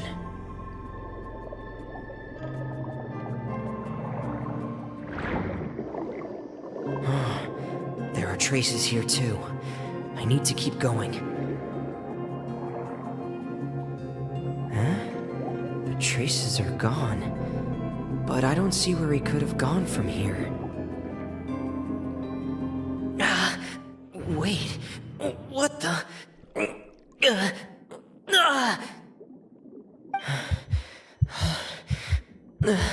My heart is racing, and it's getting harder and harder to breathe. What's going on? No good. I have to get back. They still don't know anything about what's going on. If I turn back right now, I should still be able to make it.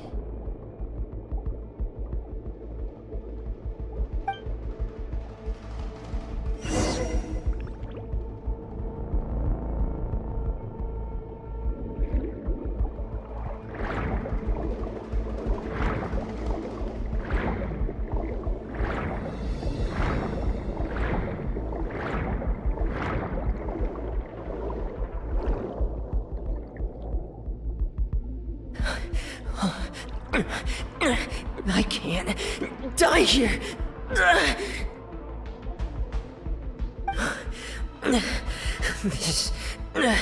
This is bad. I'm feeling worse and worse, and I'm still underwater. I have to push on.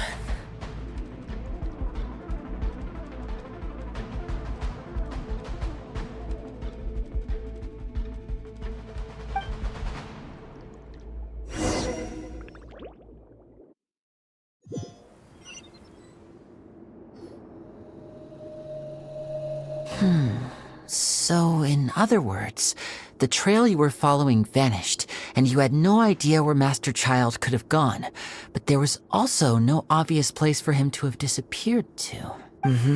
That's right. I tried my best to swim back, but I had already put some distance between myself and the fortress, and I just couldn't find the strength to keep going. I probably passed out some time after that, and you know the rest. Miss Clarande brought you back, but we also don't know why she just suddenly appeared at the fortress, or why she went out to save you. Miss Clarande, you say? I must go thank her in person. You're still too weak for Monet. You can go after you've had some more rest. Miss Lynette is right. I believe Miss Clarande will stay here as a guest for another few days, so there's no need to hurry. A guest? Then I can assume Risley was the one who invited her to come down here? You should ask His Grace about that. He'll be able to explain better than me. Yeah, it's about time he actually told us what's going on. Wanna come with us, Liddy? No, please go on without me. I don't want to leave just yet. Lenny. The logical part of my brain is aware that we're safe right now, but I still can't bring myself to leave. Both of you are just in danger. Understood. Then let's just sit together for a while. In that case, I'll leave the infirmary to you. The Traveler and I are going to head out for now. As long as you stay in here, I don't think you'll be disturbed. Thank you.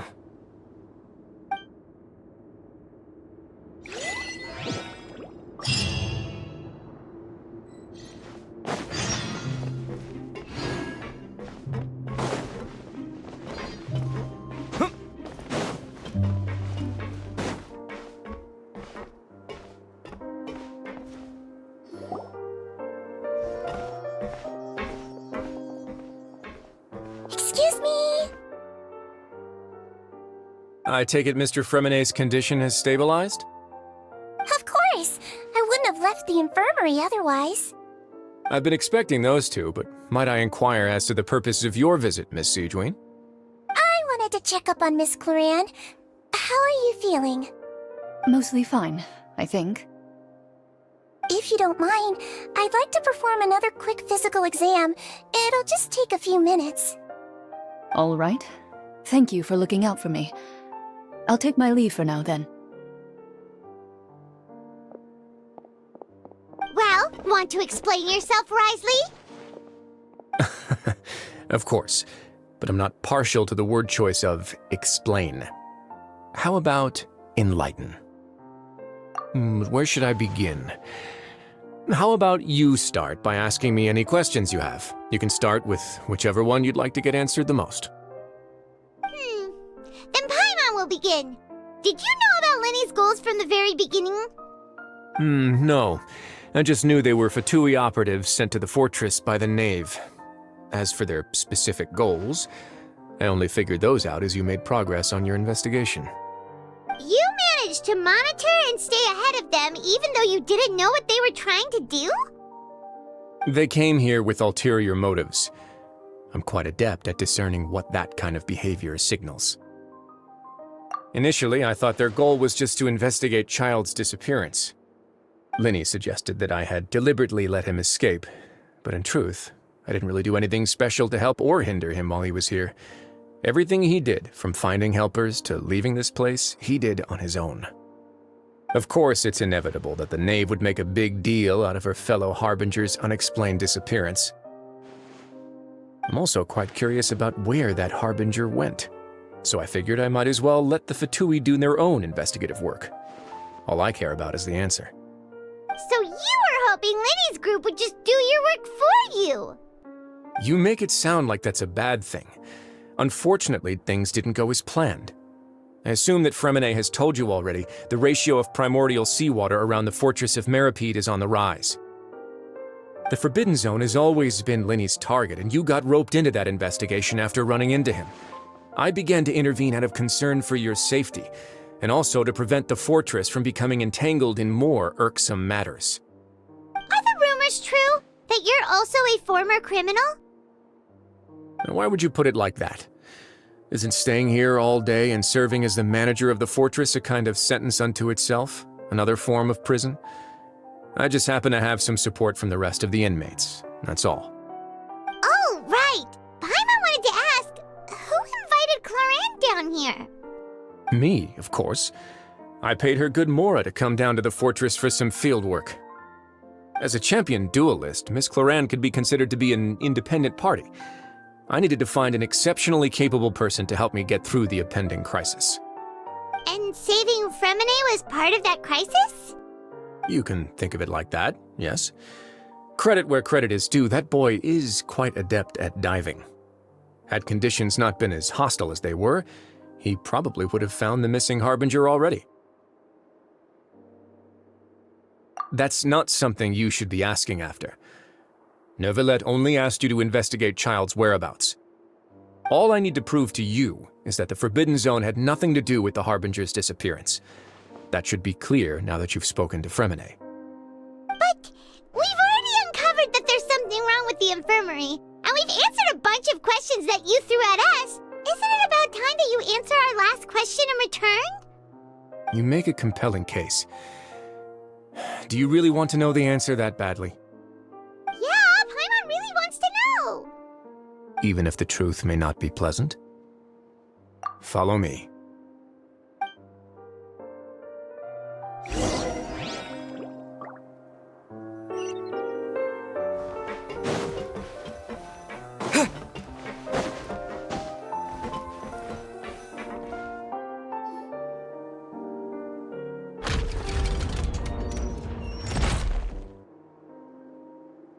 There's a hidden door here?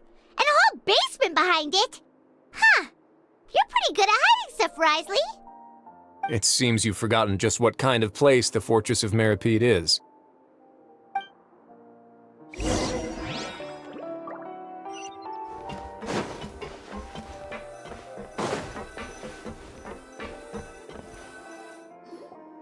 Stand on the central plate. Wait, is there a secret mechanism or... Whoa!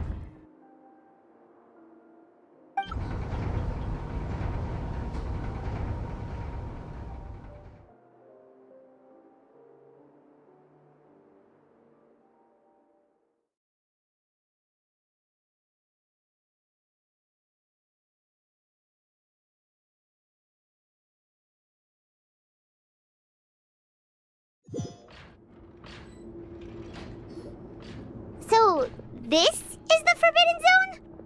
Honestly, for a place so well hidden, Paimon sure doesn't see anything special. What a huge door! There are 3 such isolation gates in total. Generally speaking, I'm the only one who's allowed to go inside. Hence the name Forbidden Zone. Am I correct to assume you're going to run on back and tell your little Fatui friends everything? Well, Paimon wasn't thinking of keeping anything from them. Well, I'd advise you wait until you've seen the whole truth of this place for yourself before deciding whether or not to tell them.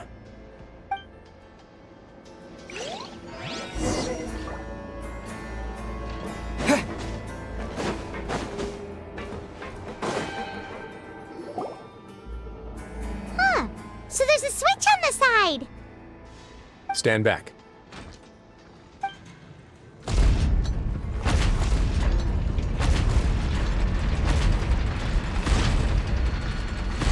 Whoa! They all just went up one by one! Go on, have a look.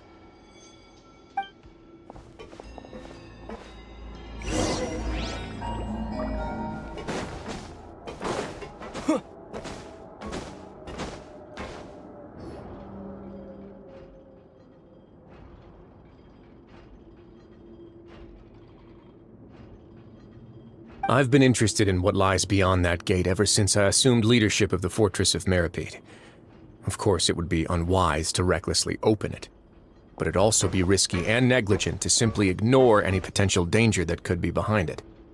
The readings on that dashboard have not budged since the day when I first laid eyes on this place. But over the past year, the needle has crept upwards from its original position, likely because some parameter it's been tracking has changed, if only infinitesimally. Normally I would have ignored it, but I happened to have some free time when I noticed it, so I investigated. Any guesses what the reading could be tracking?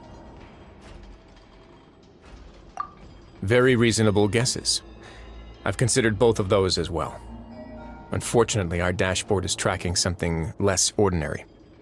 The temperature should vary with weather and climate changes, so for something that rarely shifts, the water pressure is more likely. We ran a few tests to increase the pressure from the outside, but the readings didn't change at all. Later on, a few more possibilities occurred to me, such as a potential connection with the primordial sea. I began to make a few preparations based on that hypothesis. Over the past few days, the needle has moved again. With that, and the symptoms that Fremine displayed after leaving the fortress, I can now confidently conclude that the readings represent the concentration of primordial seawater in the seawater nearby.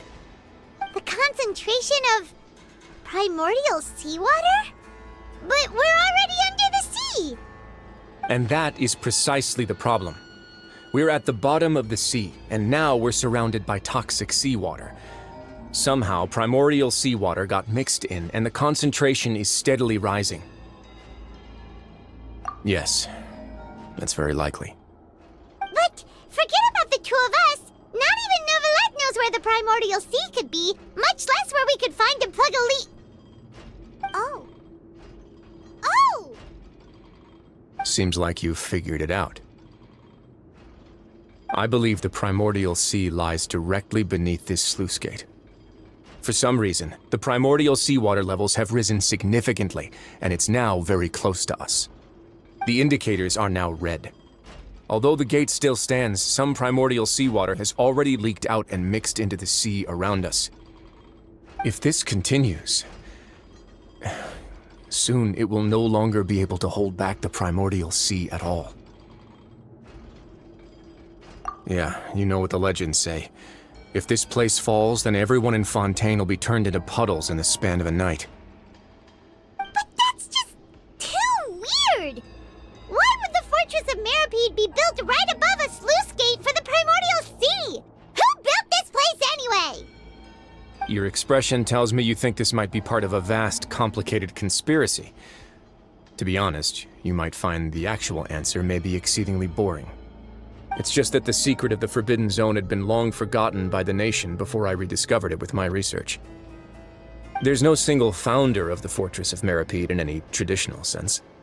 What we know about its history has been left to us by the people who used to live here. When the previous Hydro Archon Egeria ruled the land, all convicted criminals from Fontaine were exiled. The people drove the criminals away like a wolf pack chasing away the banished. The criminals received no sympathy of any kind from the people. They were exiled to the desolate seaside, where they experienced only pain, struggle, and the bone-chilling cold. Some of them began to repent, and prayed to the Hydro Archon, asking if there was still anything they could do. The Hydro Archon took pity on them, and said, "You may go guard my secret, deep underneath the waves." And so, leaning on the power of the Hydro Archon, they gathered underneath the sea and began to build a fortress. They became a community down there in the deeps, and over the years helped it to grow. As the number of exiles increased, more and more people joined the community. When the first group of exiles died, they left the yet unfinished fortress to their successors. The Hydro Archon continued to lend her support, allowing the fortress and what it stood for to continue growing ever larger. Before long, this dark underwater fortress became the sinner's only home. And with that, the people here stopped referring to the fortress as a prison.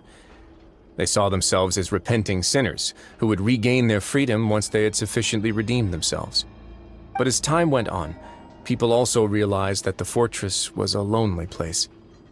Once they had gotten used to life here, they could no longer feel comfortable living in the overworld.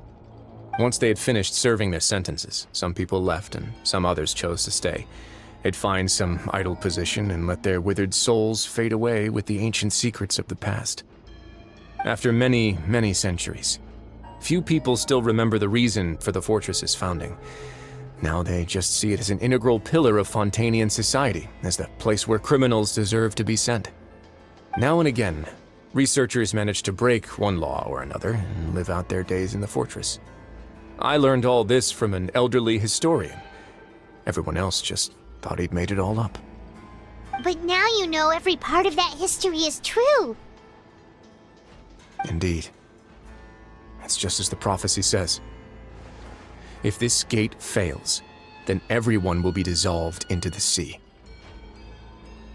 To be frank, not really. But sadly, that hasn't stopped this prophecy from proving all too accurate. Prophecies are troublesome things. Just hearing one will create the first wave of panic. Seeing signs of it will bring about the second, and actually witnessing it in real time, the third. Let's go somewhere else. I want to show you something.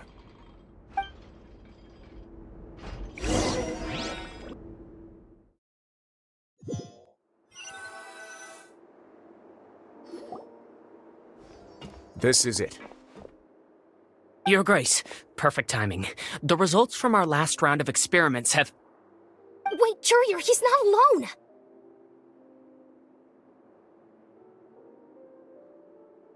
Huh? Lorvine and Jurier? No need to panic, you two.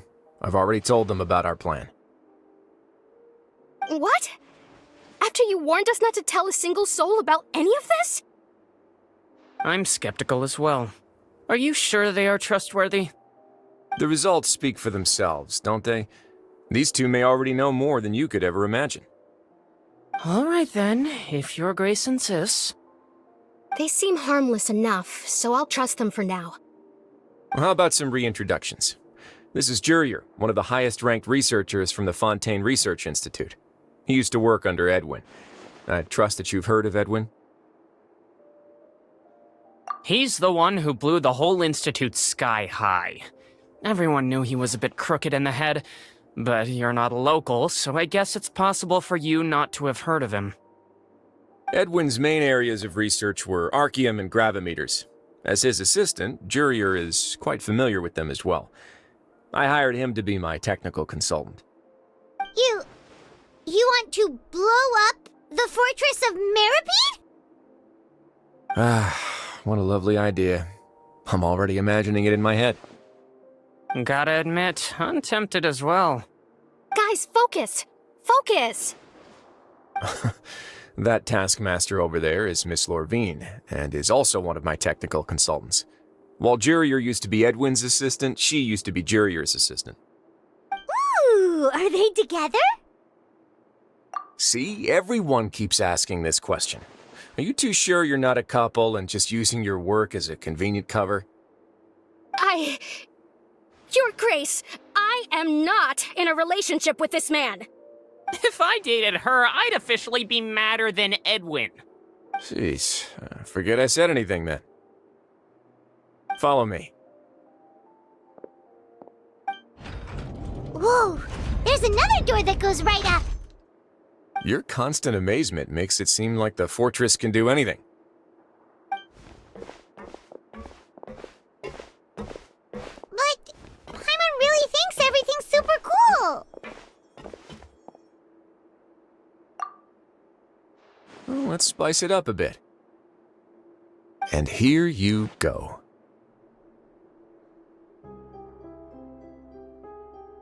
What a huge ship! This is also a production zone that Paimon's never seen before. What's going on? How much do you know about Fontainian history? Not much at all. Well, then maybe you haven't heard the story of ancient Lemuria. To give you a quick rundown, Fontaine used to be ruled by the Lemurian dynasty. According to legend, the Lemurian king Remus came to this land after being inspired by divine revelation and found the seer Sibila, who had taken on the form of a golden bee. Taking the golden bee with him and riding on a huge ship, the Fortuna, he created his nation above the surging waves. He called his nation Lemuria and used the Fortuna to incessantly search for new tribes and islands, calling on them to join his empire. There's a ship in this story too? Where there's water, there'll be ships. People believe that hope can always be found at the end of a voyage. Do you believe that too? To a point, I think. As you've already seen, I have a whole factory's worth of labor, materials, and technology at my disposal. Certainly can't hurt to give it a try. So the moment I began to speculate that the primordial sea might lie underneath the gate, I also began this project. Were you inspired by the legendary Fortuna? Maybe. Fontainians need something to hold on to cope with the impending disaster. Were the workers to find out the truth behind this ship, riots would destroy the fortress faster than any catastrophe. As the fortress's administrator, I'd never make such a reckless call. All right, that's enough talking for now. I'll need another 3 cups of tea to soothe my throat. Do you have any other questions? Seems like you're good. Come on, I'll take you back.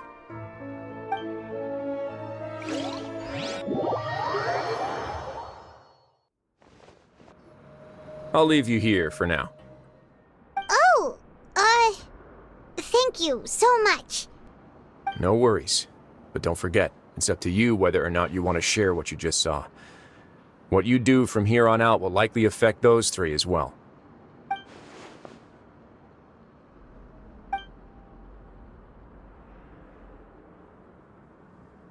Yeah, we'll put a lot of thought into it for sure. Great. I look forward to what happens next.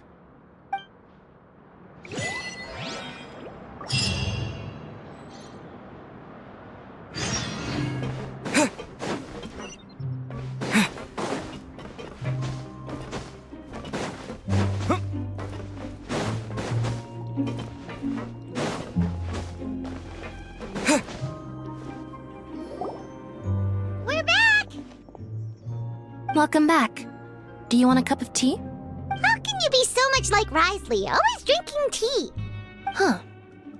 Actually, now that you mention it, I just remembered something now. While I was sedated, I could still barely hear two people talking next to me. They were discussing everything, from the leaves to the water and even the teacups themselves. Must have been Risley and Sijwin. Yeah, I heard one male voice and one female, so it should have been the two of them. They really were just talking about brewing tea. I really can't make sense of this place. So, Traveler, Paimon, were you able to learn anything from Risley? Yeah, he explained everything. Very well.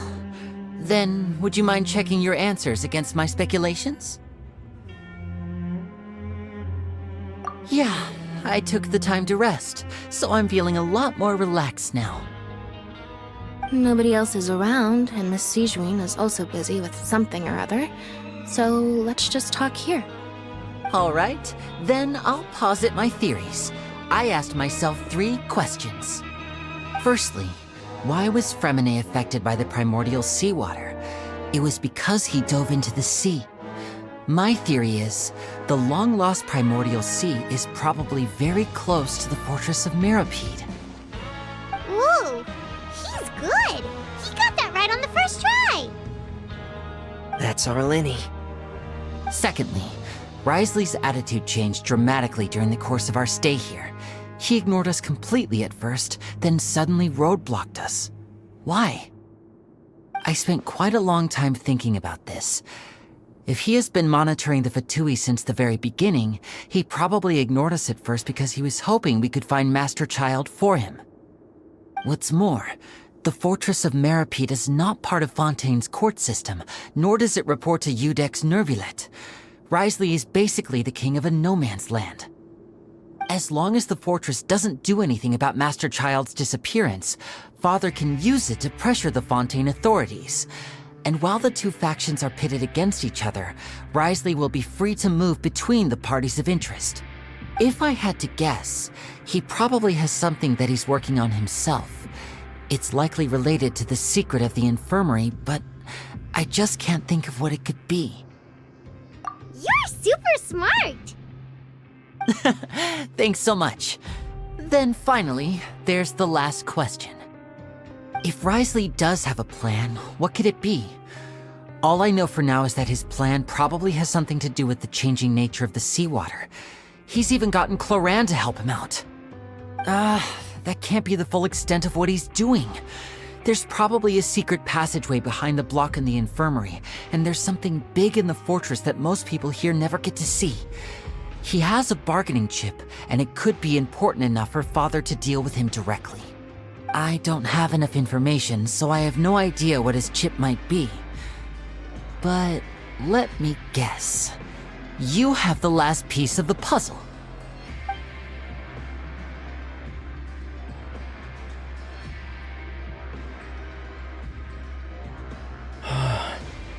I can't believe it. The sea will engulf everyone. Just like the prophecy said. Could Risley have wanted to meet Father to figure out a way to deal with this crisis? If you remember, I once mentioned that Father sees the House of the Hearth as her base of operations, and she truly wants to resolve the crisis. But how could Risley have known that? Or perhaps he didn't know, and just wanted to bring Father over to his side? Which could be why he said he just wanted to negotiate. Yeah, That makes sense to me. I understand your concerns as well, Traveler. I'll figure out a way to pass this on to our father. No matter what, we're on your side. The two of you have already aided us far too much. We probably wouldn't be standing here right now if not for you. If you ever need anything else going forward, please come to the House of the Hearth at any time. Though you may not share the sentiment, after all that we've gone through together, the three of us basically see you as family now. You have my gratitude. Thank you for protecting Linny when it really mattered. And thank you for sharing the secrets of the fortress with us. We didn't think you were going to do it. Why are you being so formal all of a sudden?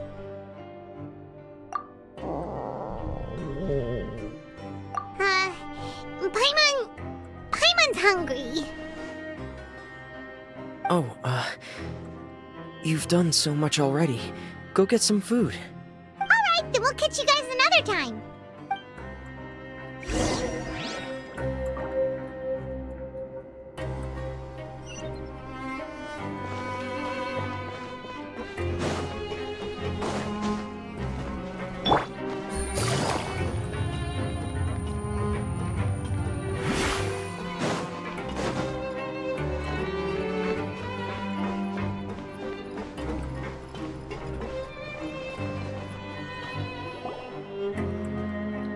Time for dinner. Welfare meals now being served in the coupon cafeteria. Come on, let's go pick up ours as well. Traveler and Paimon, over here. Are you here for dinner too, Miss Sijween? And I'm taking the opportunity to prepare Miss Cloran's dinner as well. Huh. You're right. She's actually sitting in the fortress cafeteria. What would you like to eat? Yep, you can. I've already talked to our chef, Mr. Woolsey. It's all on me today, so you can get whatever you'd like.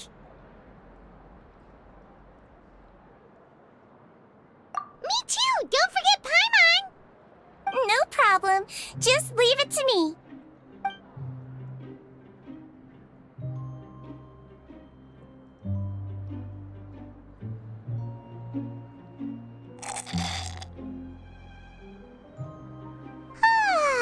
So delicious. Paimon's so happy. Paimon wants to feast like this every day. Feeling full yet? How's the food? Delicious. I'm so glad to see you all so happy. Oh, see, the expression on your face just now? The muscle here just moved, which suggests that you're feeling quite relaxed at the moment. Sijween, do you do this to help your patients or to better understand human beings? A bit of both, I suppose. I'm a Melazine, which means I'm very different from human beings. I must know what you're thinking if I want to take good care of you. You're really good at taking care of people. Even though you're so short, you still talk and act like an older sister. Really? You're reminded of an older sister? That's great to hear. Oh, and what did you mean back in Risley's office? When you said that you were protecting Linny and his siblings as well? Oh, that. I just asked His Grace to look out for those children, especially that diver boy. I was getting a bit worried after hearing that something was wrong with the water. Thankfully, Clorand is very strong and managed to save him in the nick of time. His Grace also sealed the pipes after Clorand left, to make sure that Linny wouldn't impulsively chase after his brother. Although the path was blocked, we still stationed some guards there to stop anyone from approaching. They were instructed to only open the door once Miss Clorand had returned. Oh, and I was keeping an eye on Mr. Linny as well. We had to press him, but we couldn't allow him to be in any real danger. You were all super considerate and really thought everything through. It's just what we do down here at the fortress. At least this has been His Grace's style for as long as he's been the leader. Oh, I really wish Monsieur Nervula would come down here more often too. I feel like he'd like it here, with all the darkness and chaos.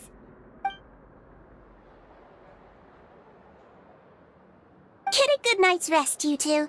You both worked very hard.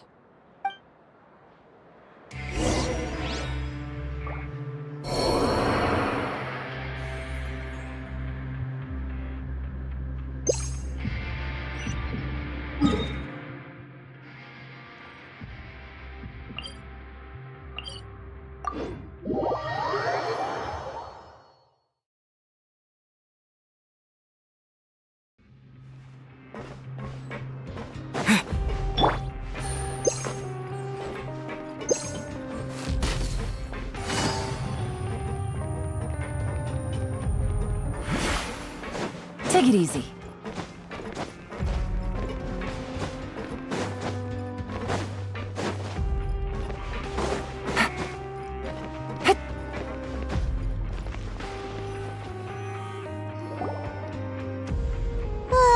So much has happened. Paimon just feels absolutely exhausted now that she's finally relaxed. Paimon's super sleepy. Are you sleepy too?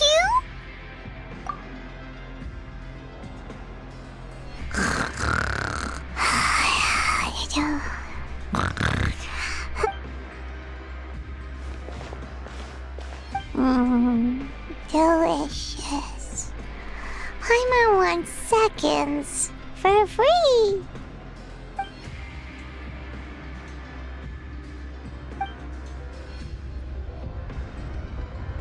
Out of my way! Get out of my way! What happened? Why is everyone running? No idea, but something must have happened. Stop asking!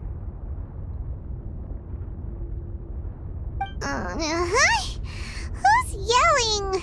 Paimon still wants to sleep.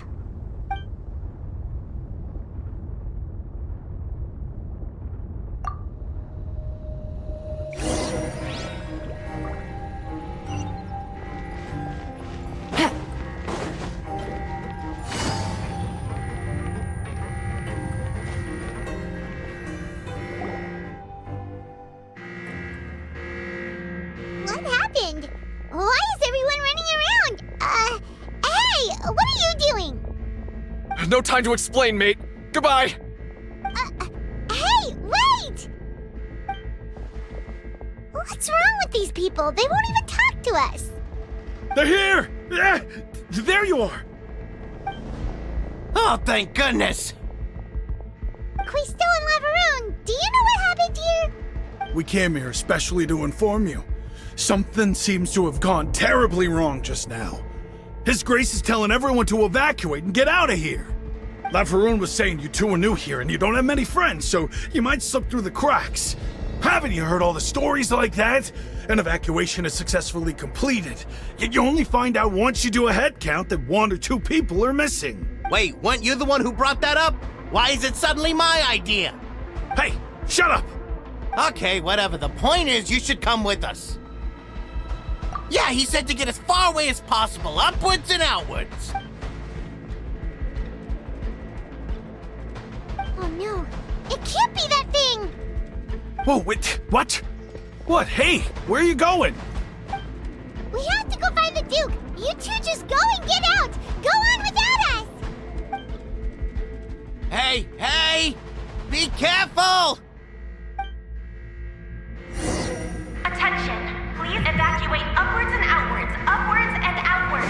If you're already at the topmost layer, then try to move as far outwards as possible.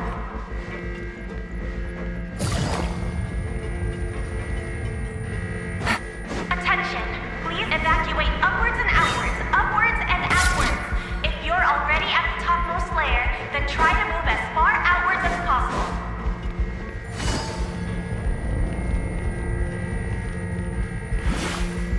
Attention! Please evacuate upwards and outwards, upwards and outwards. If you...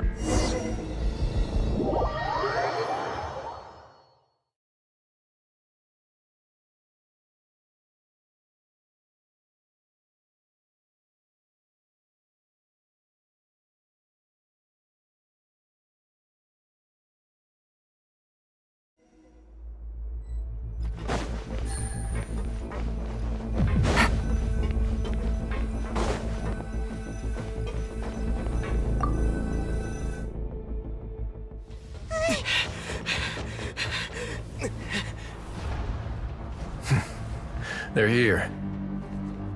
Just like I said. What happened?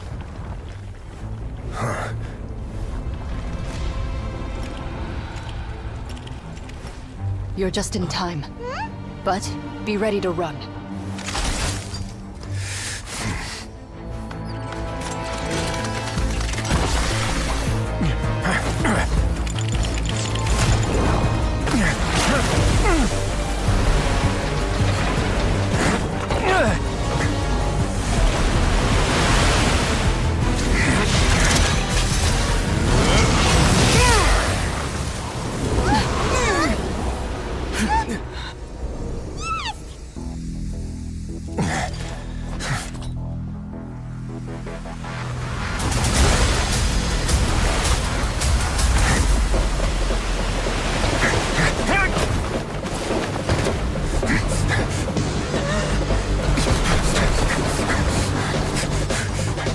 3, 2, 1.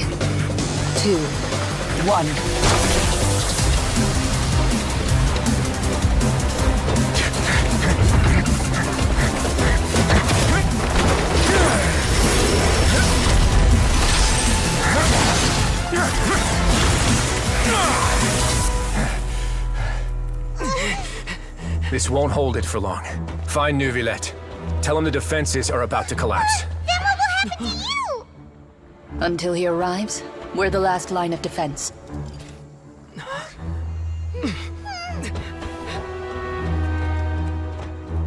The gate. How long do you think it'll hold? That depends on us.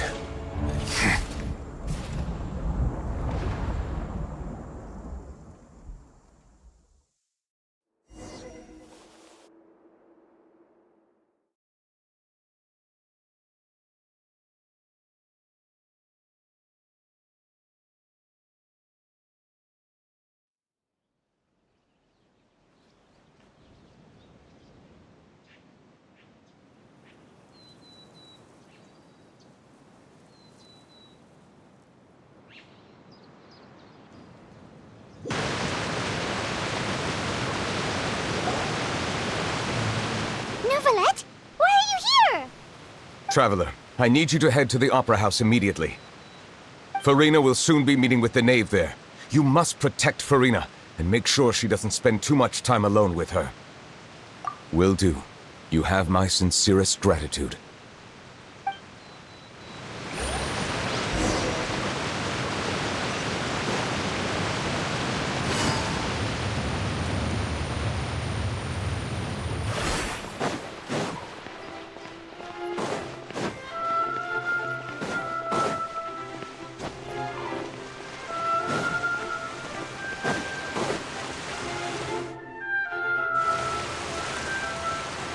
Look!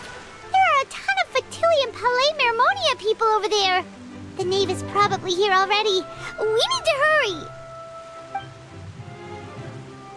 Are you two the traveler in Paimon?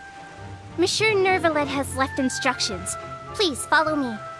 Though I'm sure he's already explained, this should be a mostly cordial conversation, unlikely to give rise to violence. But it would be most appreciated if you could protect Lady Farina to the best of your abilities.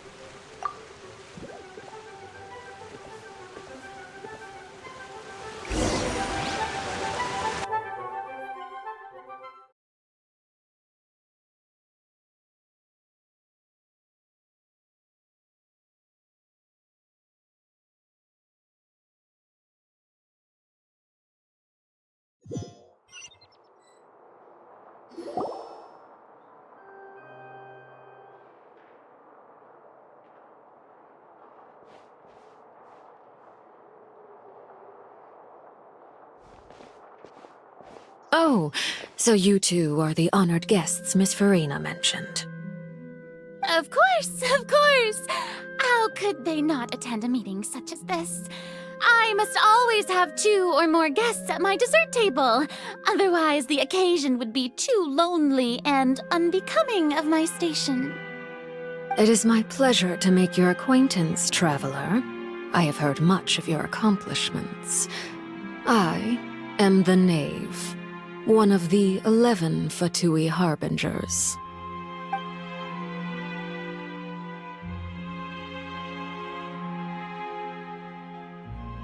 I've already prepared seats for you. Come, sit beside me. Perhaps you two are unaware of how Miss Farina and I do things. You see, we actually recently agreed to get together for tea when we had the time. See this? This is a limited type of confectionery that Miss Farina simply adores. There are only 16 slices sold every day. Here, why don't you and Paimon have a taste?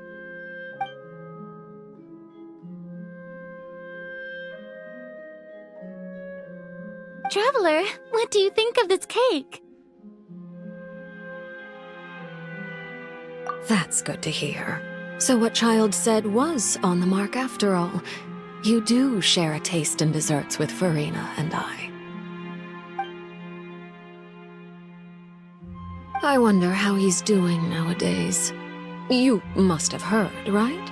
He's suddenly gone missing. I'm really worried about his safety, you know. Here's to hoping that he's an excellent swimmer. Since we're talking about him, I feel like I should add something. His martial prowess really looked certainly pretty impressive, yeah.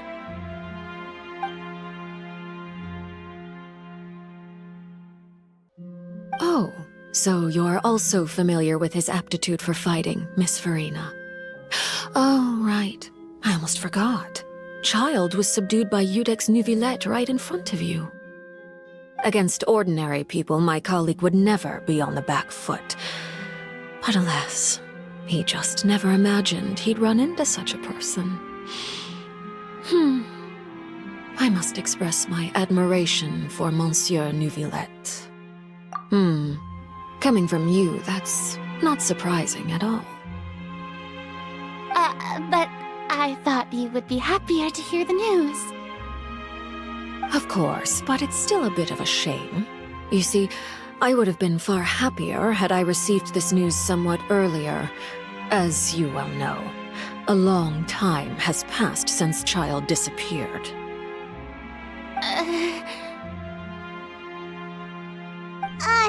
Well, in any case, there's no need to worry. We know for sure that Child is still alive. Oh, and just how do you know that? Because we found evidence that proved he left the Fortress of Mirapede. And where did he go after leaving the fortress? Well... The Fortress of Mirapede lies deep beneath the waves. Unless he pranced right out of the main gate, he must have had to swim for it. Do you have any proof that he surfaced safely?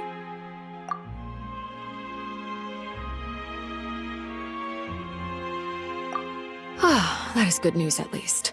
His sister Tonya sent a letter to Fontaine not too long ago. Since he was unfortunately unavailable, I picked it up on his behalf. Do you have any idea how he usually writes back to his family? Dear Tonya, your letter made me feel like we were still enjoying our time in Snezhnaya together. I'm currently admiring the scenery on the streets in front of the Opera House. Is it something like that?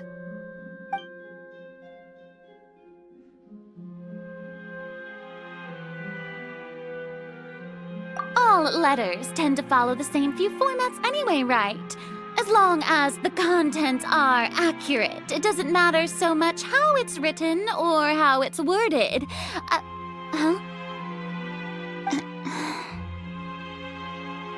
Hold on. The water in the teacup is shaking.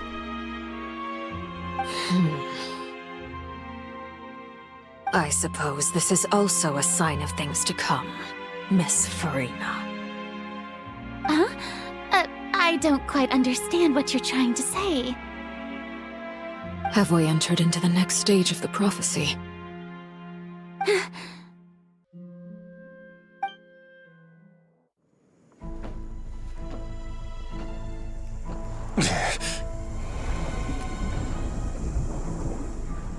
My thanks to you both.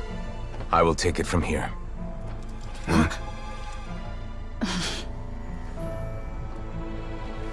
Sure you don't need a hand? Quite sure. Wow. So, what's your secret, huh? Let me guess. Nah, who knows? Maybe it's just your sense of responsibility. Sounds about right.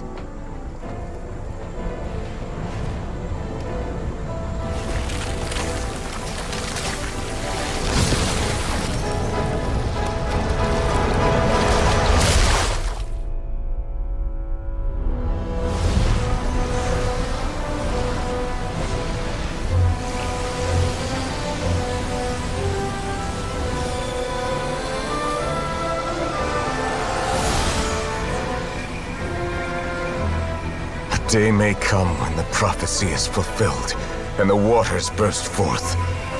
But it is not this day! This ancient power could easily obliterate an entire race. A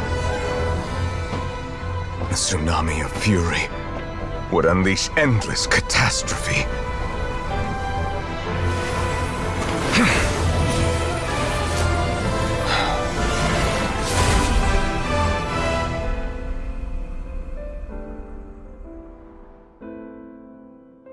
This sentence is too severe. Forgive me for overruling it.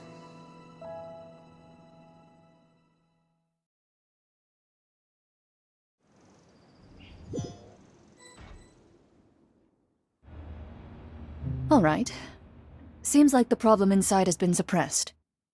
Let me guess, we're safe for now. Indeed. But only for now. I win this bet. You owe me a present. Very well. It was indeed just as you said. You made a bet? We made a bet on the size of your entourage. Cloran thought you wouldn't come down by yourself. I figured you would have at least brought a few people along for appearance's sake. It appears I underestimated just how confidential the mission was. Shouldn't you have gotten used to confidential missions by now? That's just how the courts operate. So what gift must the loser give? Tea? He already has tons of tea in his office. I'm thinking about a set of legal codices. That wouldn't happen to be a dig at my lack of legal awareness, would it? Well, I'm sure His Grace doesn't consider the fortress to be outside the law. I was under the impression the residents of a place like this would be uninterested in the legal codices. That was obviously a joke. Anyway, you've still got some unfinished business to attend to in the overworld, correct? No need to stay here if you have a pressing matter. We all know you can't leave Palais Mermonia for long. Thank you. I hope everything went smoothly with the Fatui Harbinger.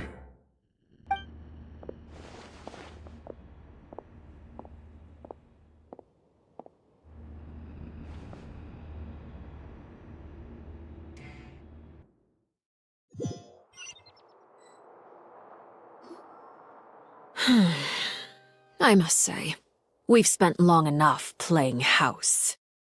Miss Farina, as the Hydro Archon, I am sure you understand the exact meaning of the phenomenon we just witnessed. Or should I say, that's what I originally thought. But looking at your expression, was I wrong? And you haven't a clue? What are you trying to say? At this point, I don't think there's any more need to speak as diplomatic representatives. Allow me to speak to you now as just a Fontanian. You know the prophecy by heart, and also that every part of it is being proven true. Yet, here you are relaxing, drinking tea, and eating desserts as if it's all nothing more than a few stray bugs in your garden. Do you really think that's acceptable? The prophecy's hanging above our necks like a guillotine. Every faction is looking for a way to either avert the disaster or save their own. Even the orphans of the House of the Hearth have devoted everything to saving their homeland. But you? It beggars belief just how nonchalant and carefree you have been. From the very beginning, you, the god Focalor, you have utterly failed to take action. You're wrong. I've never ignored the prophecy, nor have I just been passing the time in self-indulgence. Retract your accusation and stop doubting the wisdom of the gods with such absurd conjectures. I am not alone in my doubts, you know.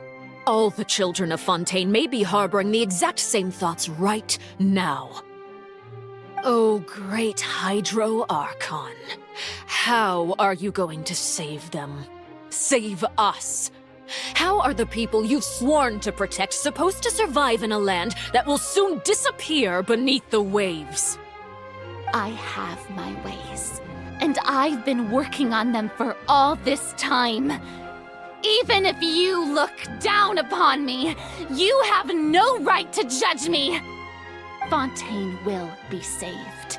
Even if I still cannot see the true future right now, as long as I continue on as I am, I will be able to hold my head up high!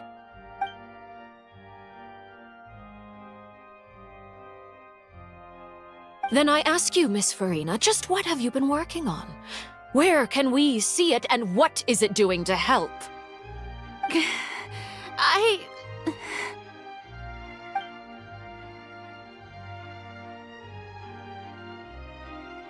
My machinations are just like the prophecy itself. They will only reveal themselves at the fated time. It is just that beings like yourselves are unable to perceive them as of yet. I see. As a god, the proof of your labor always lies beyond prying mortal eyes. Allow me to be so bold as to ask another way. Would it be possible for you to tell us the parts of your plan that are not confidential? Such as your emergency response plan for the impending disaster? An emergency response plan? Oh, that look in your eyes. Have you not even prepared one of those? The emergency response plan is also strictly confidential. Then allow me to jog your memory. Miss Farina, what is the purpose of your Oratrice Mécanique d'Analyse Cardinal? And what do you plan to do with the massive amounts of indemnitium that has accumulated over the years? The Oratrice? It's just like it appears to be.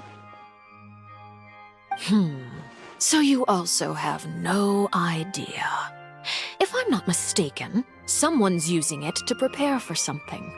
But unfortunately, it would seem that someone is not you, Miss Farina. I first caught wind of this when Linny tried to investigate the Oratrice in the Opera House. You see, even just getting close to the core contaminated him with an extremely large amount of indemnitium.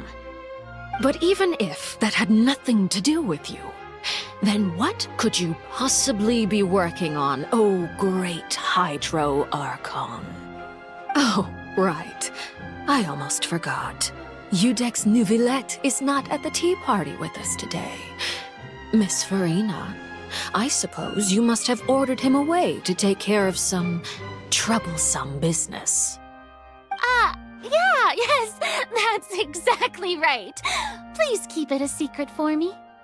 Of course I will.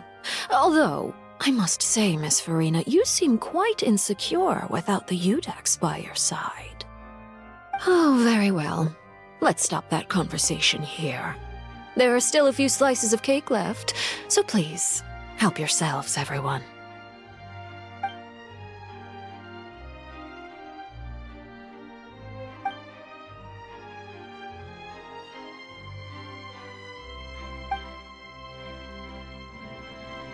Traveler, I heard that you were recently commissioned to handle a few matters on behalf of the Udex. Why don't you take an extra slice of cake? Those who work hard deserve gratitude and praise. You too, Paimon. Thank you. Paimon will take you up on that offer.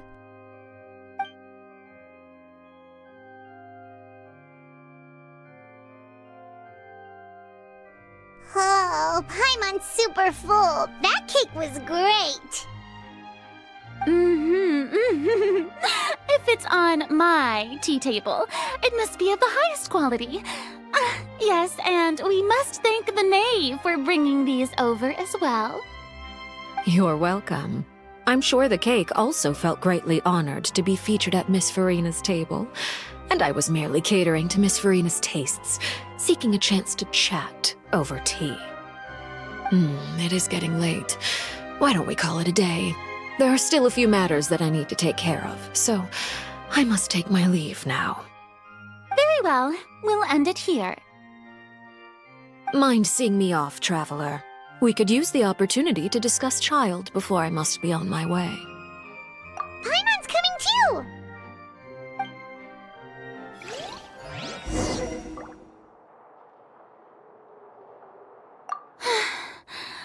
tea party turned out to be even more difficult than I'd imagined. Why are you looking at me like that? Is something the matter?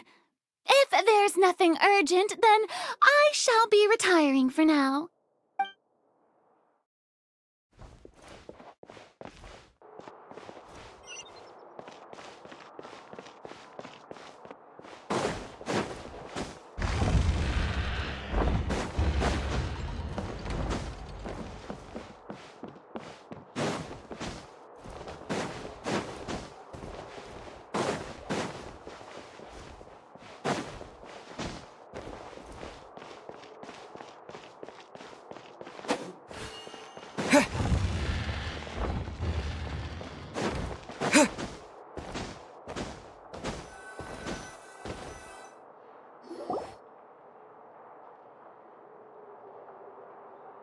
I'm glad that you were willing to come with me. Of course, child was just an excuse. I have no interest in your dealings with him. That's what Paimon thought. You lent your aid to the children of the House of the Hearth. As their father, I would like to express my gratitude. Do I look like an irresponsible father to you? The House of the Hearth is very important to me. You should know that I care deeply about my children. That was all. Formal topics should be discussed in formal settings, and informal topics in informal settings. I know you just returned from the fortress of Meripede. Relax. I have no intention of trying to get anything out of you. Linny, Lynette, and Fremine are still there, and I trust their judgment and abilities. They've all been working very hard and have always done all they can to fight back against anyone who tried to stop them, especially Linny. You mean Wriothesley. He's a tricky one to deal with. It's unfortunate that Linny's so eager to prove himself that he can't learn to rely on others, including me. By the way, and you can just consider this a bit of idle gossip, but what's your impression of Furina? You are outside of our disputes, and the freest person in all of Fontaine, able to move around most easily. Allow me to share my perspective with you. And that's everything that happened during the trial. Master Child was declared guilty and immediately transported to the Fortress of Meripede. Didn't he say he was coming here on vacation? Does he not feel an ounce of shame for all the trouble he has caused? Forget it. He did give us an opportunity. I will be meeting someone shortly. Do you require help with any preparations? No need. I will take care of it myself. I need to meet with Furina, the Hydro Archon. She is at the heart of Fontaine. But what's fascinating about her is that she often seems more like a celebrity than a working Archon. Oh? Come over here, you little critter, you! You dare to run from me? Stop right this instant! My goal is just to discover the location of the Gnosis. But I didn't expect the chance to approach Furina to be handed to me on a silver platter. This is so easy, it's actually making me a bit suspicious. Anything left unguarded is usually just bait. But no one will blame someone for taking the bait. After all, from the moment it was attached to the hook, the bait is meant to be sacrificed. It's just as I guessed in the second before I struck. The Hydronosis is not currently held by the Archon. In fact, this Archon doesn't seem like a god at all. And I sense that she's under some kind of curse. Who are you? And what are you trying to do? Please don't kill me! I'm begging you, please! The fear in her pupils is genuine, so perhaps she's not bait after all. Either way, targeting her has lost all meaning. I left the scene with ease. Nobody came looking for me, and nobody could serve as a witness to my near assassination of Focalor. I suspect even Farina dares not mention this incident to anyone. Not long after, my informants confirmed what I had guessed. After returning to her quarters, Farina quietly cried alone. She was so scared that she could not sleep that night, nor could she even bring herself to eat her cake. There's no doubt that there's something wrong with her. I began to entertain the possibility that she is not the true Hydro Archon. Perhaps Iudex Neuvillette is actually the genuine article. I have to find the Gnosis. If the Neuvillette hypothesis is correct, he is probably in possession of it. Alternatively, it might have been hidden in a place that's hard for ordinary people to access. Yes, Father. My dear children, please speak. News from the fortress of Meripede. Master Child has gone missing. On top of that, the contacts and guards we bribed at the fortress have all gone quiet as well. Probably the handiwork of that Ridesley. I'm afraid so. This is a good opportunity. The value of a Harbinger is much higher than most would imagine. We now have an excuse to exert diplomatic pressure on the Fontaine authorities. Set up a meeting for me. I would like to meet the Hydro Archon and Iudex Neuvillette. Oh, and I have an additional mission for you three. Yes, Father. Tartaglia's disappearance was not a part of my plan, but I can use it to make a breakthrough. With this as my excuse, I can ask for an official audience and continue my investigation of Farina and Iudex Neuvillette. The initiative belongs to the House of the Hearth. My wish to investigate the fortress of Meripede will be a front. Linny and his group will be responsible for the actual intelligence gathering.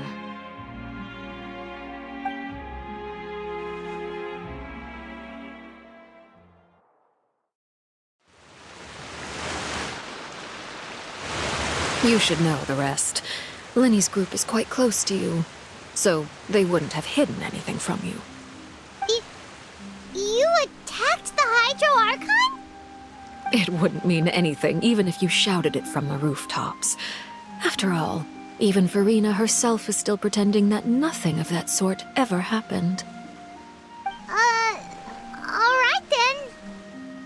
I've now had 2 chances to enjoy tea with Farina. I have to say, the leadership of Fontaine is even more inscrutable than I had imagined. I once surmised that Iudex Neuvillette must be the Hydro Archon, but now, that doesn't seem right to me either. I am a servant of Her Majesty the Tsaritsa. Over my years of service, I've learned how a real Archon conducts and carries themselves.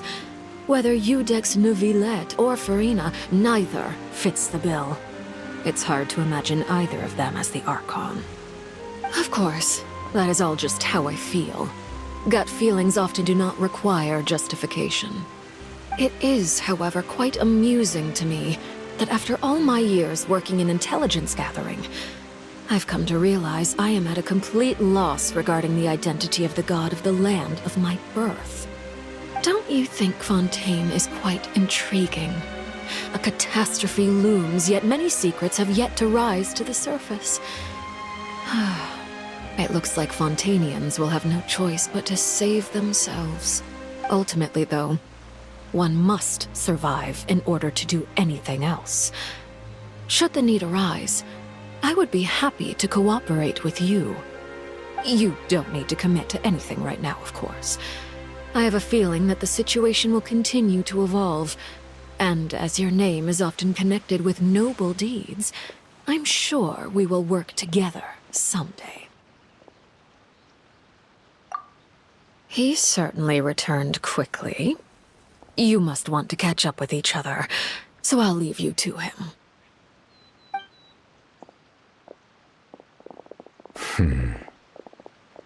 Neuvillette, is it over? For now, yes. But this issue will prove quite thorny in the long term. I'm concerned that sooner or later the prophesized events will occur. Thank you for protecting Farina. To put it simply, I used my power to force back the primordial sea and reseal the sluice gate.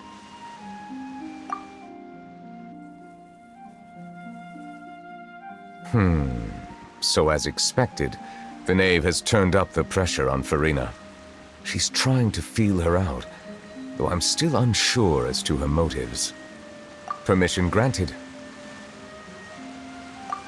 Whoa. It can't be that you're the real Hydro Archon, right? But that's just a speculation on our part, though. You can't tell us? Then that's okay. We can talk about something else. We won't try to force you. You guys in Fontaine are super strange. If by the phrase, you guys, you are referring to Farina and I, then although I'm not sure just what you are trying to imply, I must clarify that I do not share her positions on a multitude of topics. I believe so. The fortress has a long and complex history. It has seen much grief and suffering. And now, another catastrophe will soon be upon us. I mourn this turn of events. Huh? Why is it raining all of a sudden?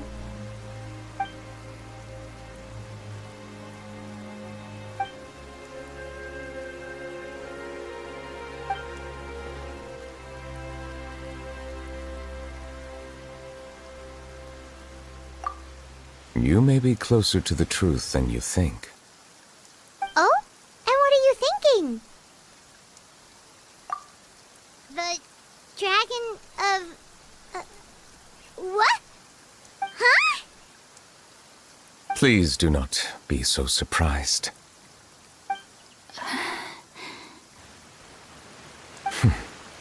Farina?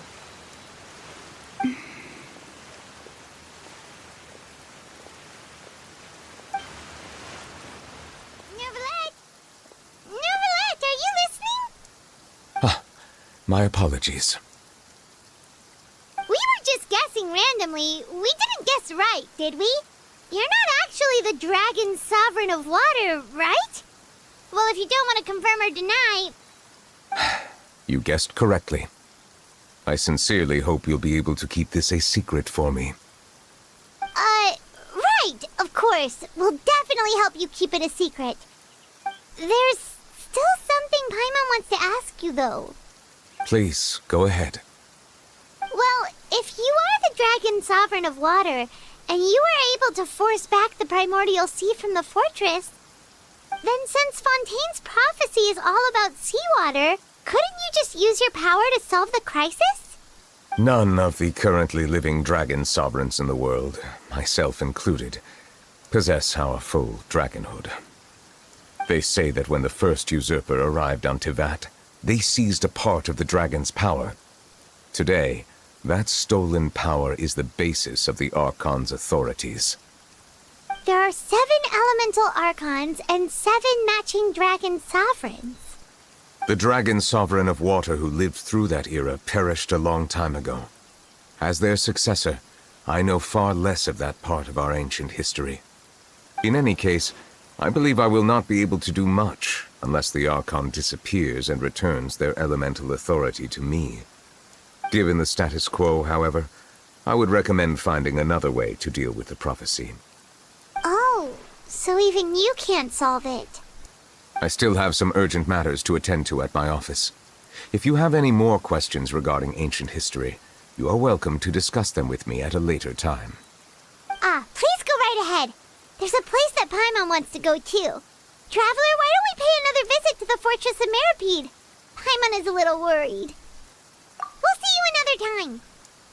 Take care.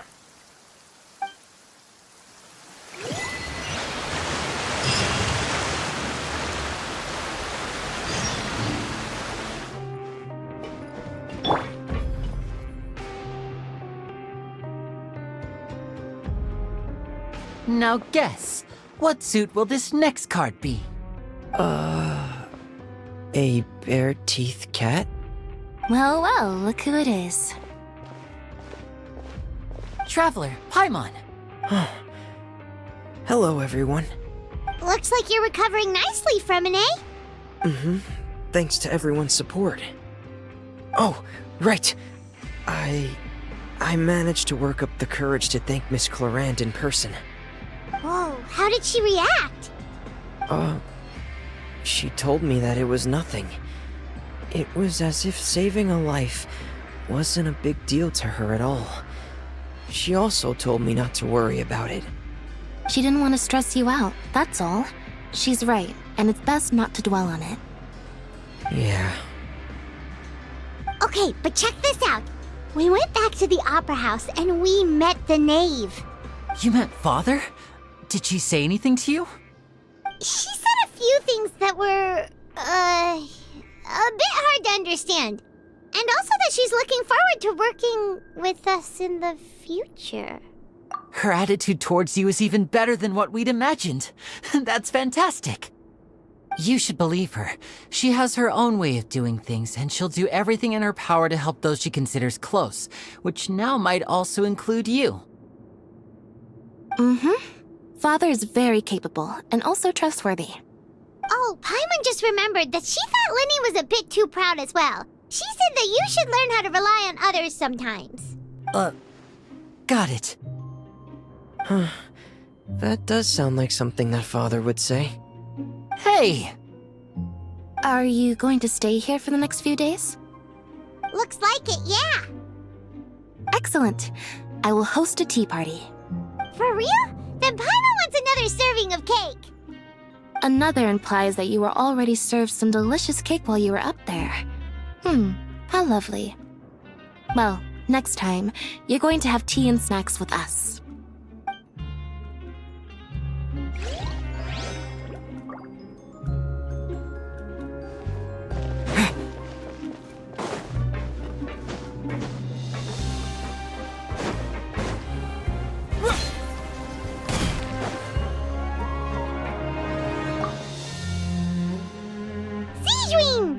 Traveler, Paimon, you're back! Are you still doing alright? Did either of you get hurt? We're fine, but what about you guys? It was such a huge mess. How bad was it? A few people sustained superficial injuries, but that's about the extent of the damage. Monsieur Nervulette paid us a visit. It was all thanks to him that we managed to suppress the crisis for the time being. Of course, we must also thank you for the help you provided. How did Nervulette know that he was needed here? Well, Monsieur Nervulette has strong resonance with the hydro element. When the water level rises, he can feel the waves produced. I ran into the bombshell bros while bandaging the injuries of the wounded. They were mumbling the whole time about how you just ran down without a word. I'm so relieved to see that you're both alright. If you're not too pressed for time, please stay with us a few more days. Just let me know if you get a craving for any particular dish, so I can have Mr. Walsey get your meals prepared. Oh, and please feel free to visit the infirmary for a break at any time. I'd like to take the opportunity to spend some more time observing your facial muscles as well. Your happy smiles are quite contagious, you know. They're so memorable, and I've missed them immensely while you were gone.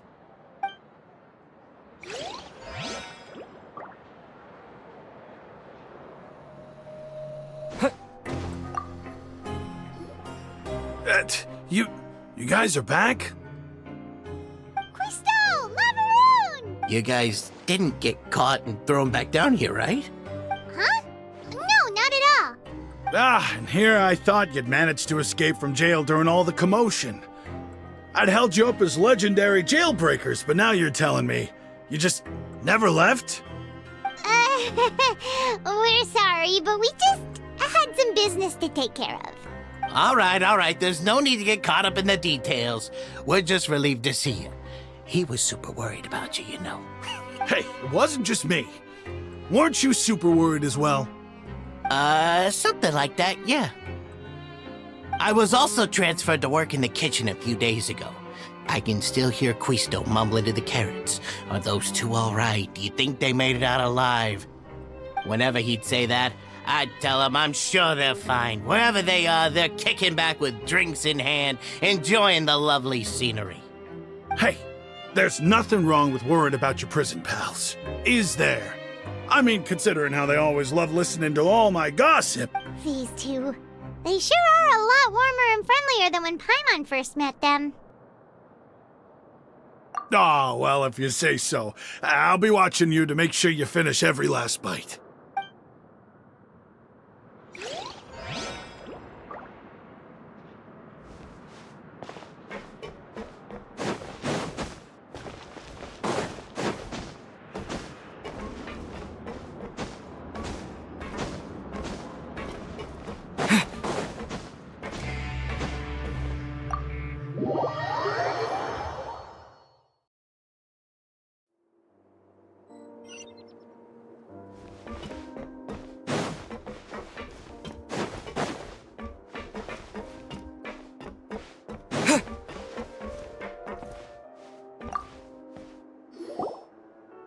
Courier? Miss Sijween told me you still haven't eaten. Yeah, I was working on something, so I forgot. That's no excuse for... Huh?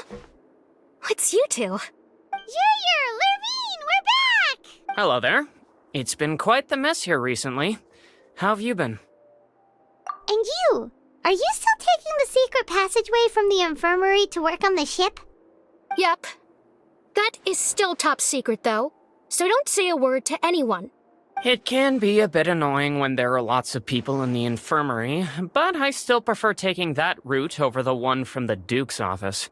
I mean, the infirmary does make it easier for you to slack off. Oh yeah? Then why are you also here so much? You two really are just using your jobs as a cover for your relationship, aren't you? Not at all!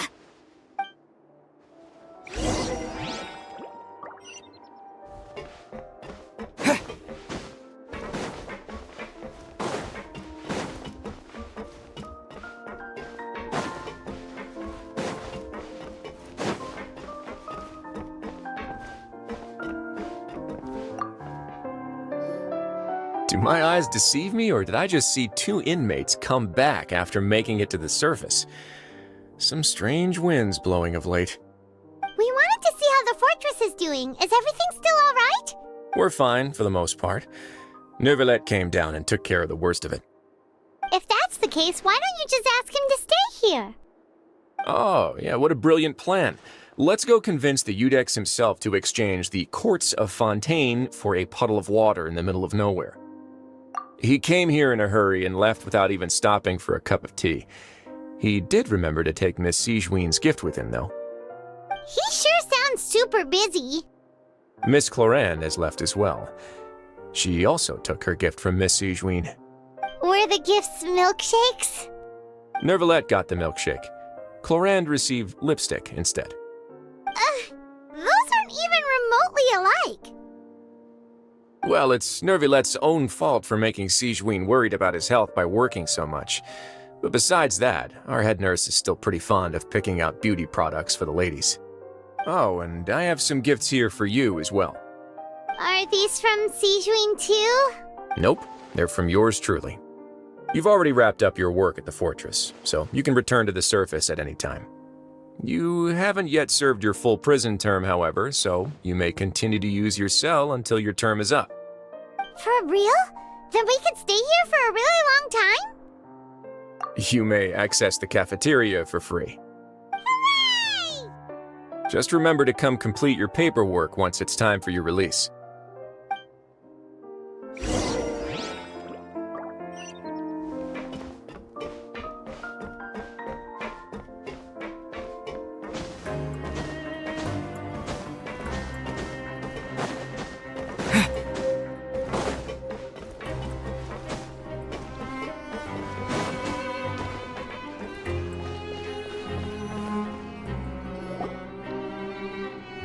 We're back in our cell again. We're no longer prisoners, though, so it really doesn't feel the same. Sure feels that way. But the truth is, we never did anything bad to begin with, so I'm not sure why we put so much pressure on ourselves. Huh? How did you know? Hey, that's not true! All right. Okay, Paimon just wanted to say that we really are an amazing duo after all. It's like, we've now gone to so many places together and become friends with so many people. We've never stopped traveling or stopped meeting new friends. There are so many bad things in the world, and we're just two people, but we've still been solving problems no matter where we go. Isn't that pretty cool? You're counting Paimon today? Aren't you the only adventurer here? Then let's ask Catherine to give Paimon an adventurer handbook as well. Paimon will also be an adventurer from today forward. Just our thoughts making Paimon giddy. Paimon's gonna crash, so you sleep soon too. The last time we fell asleep here, we woke up to a whole mess outside our cell. The primordial seawater nearly rose up. That was so scary. We should be safe now, right? Alright then, good night to you, Traveler!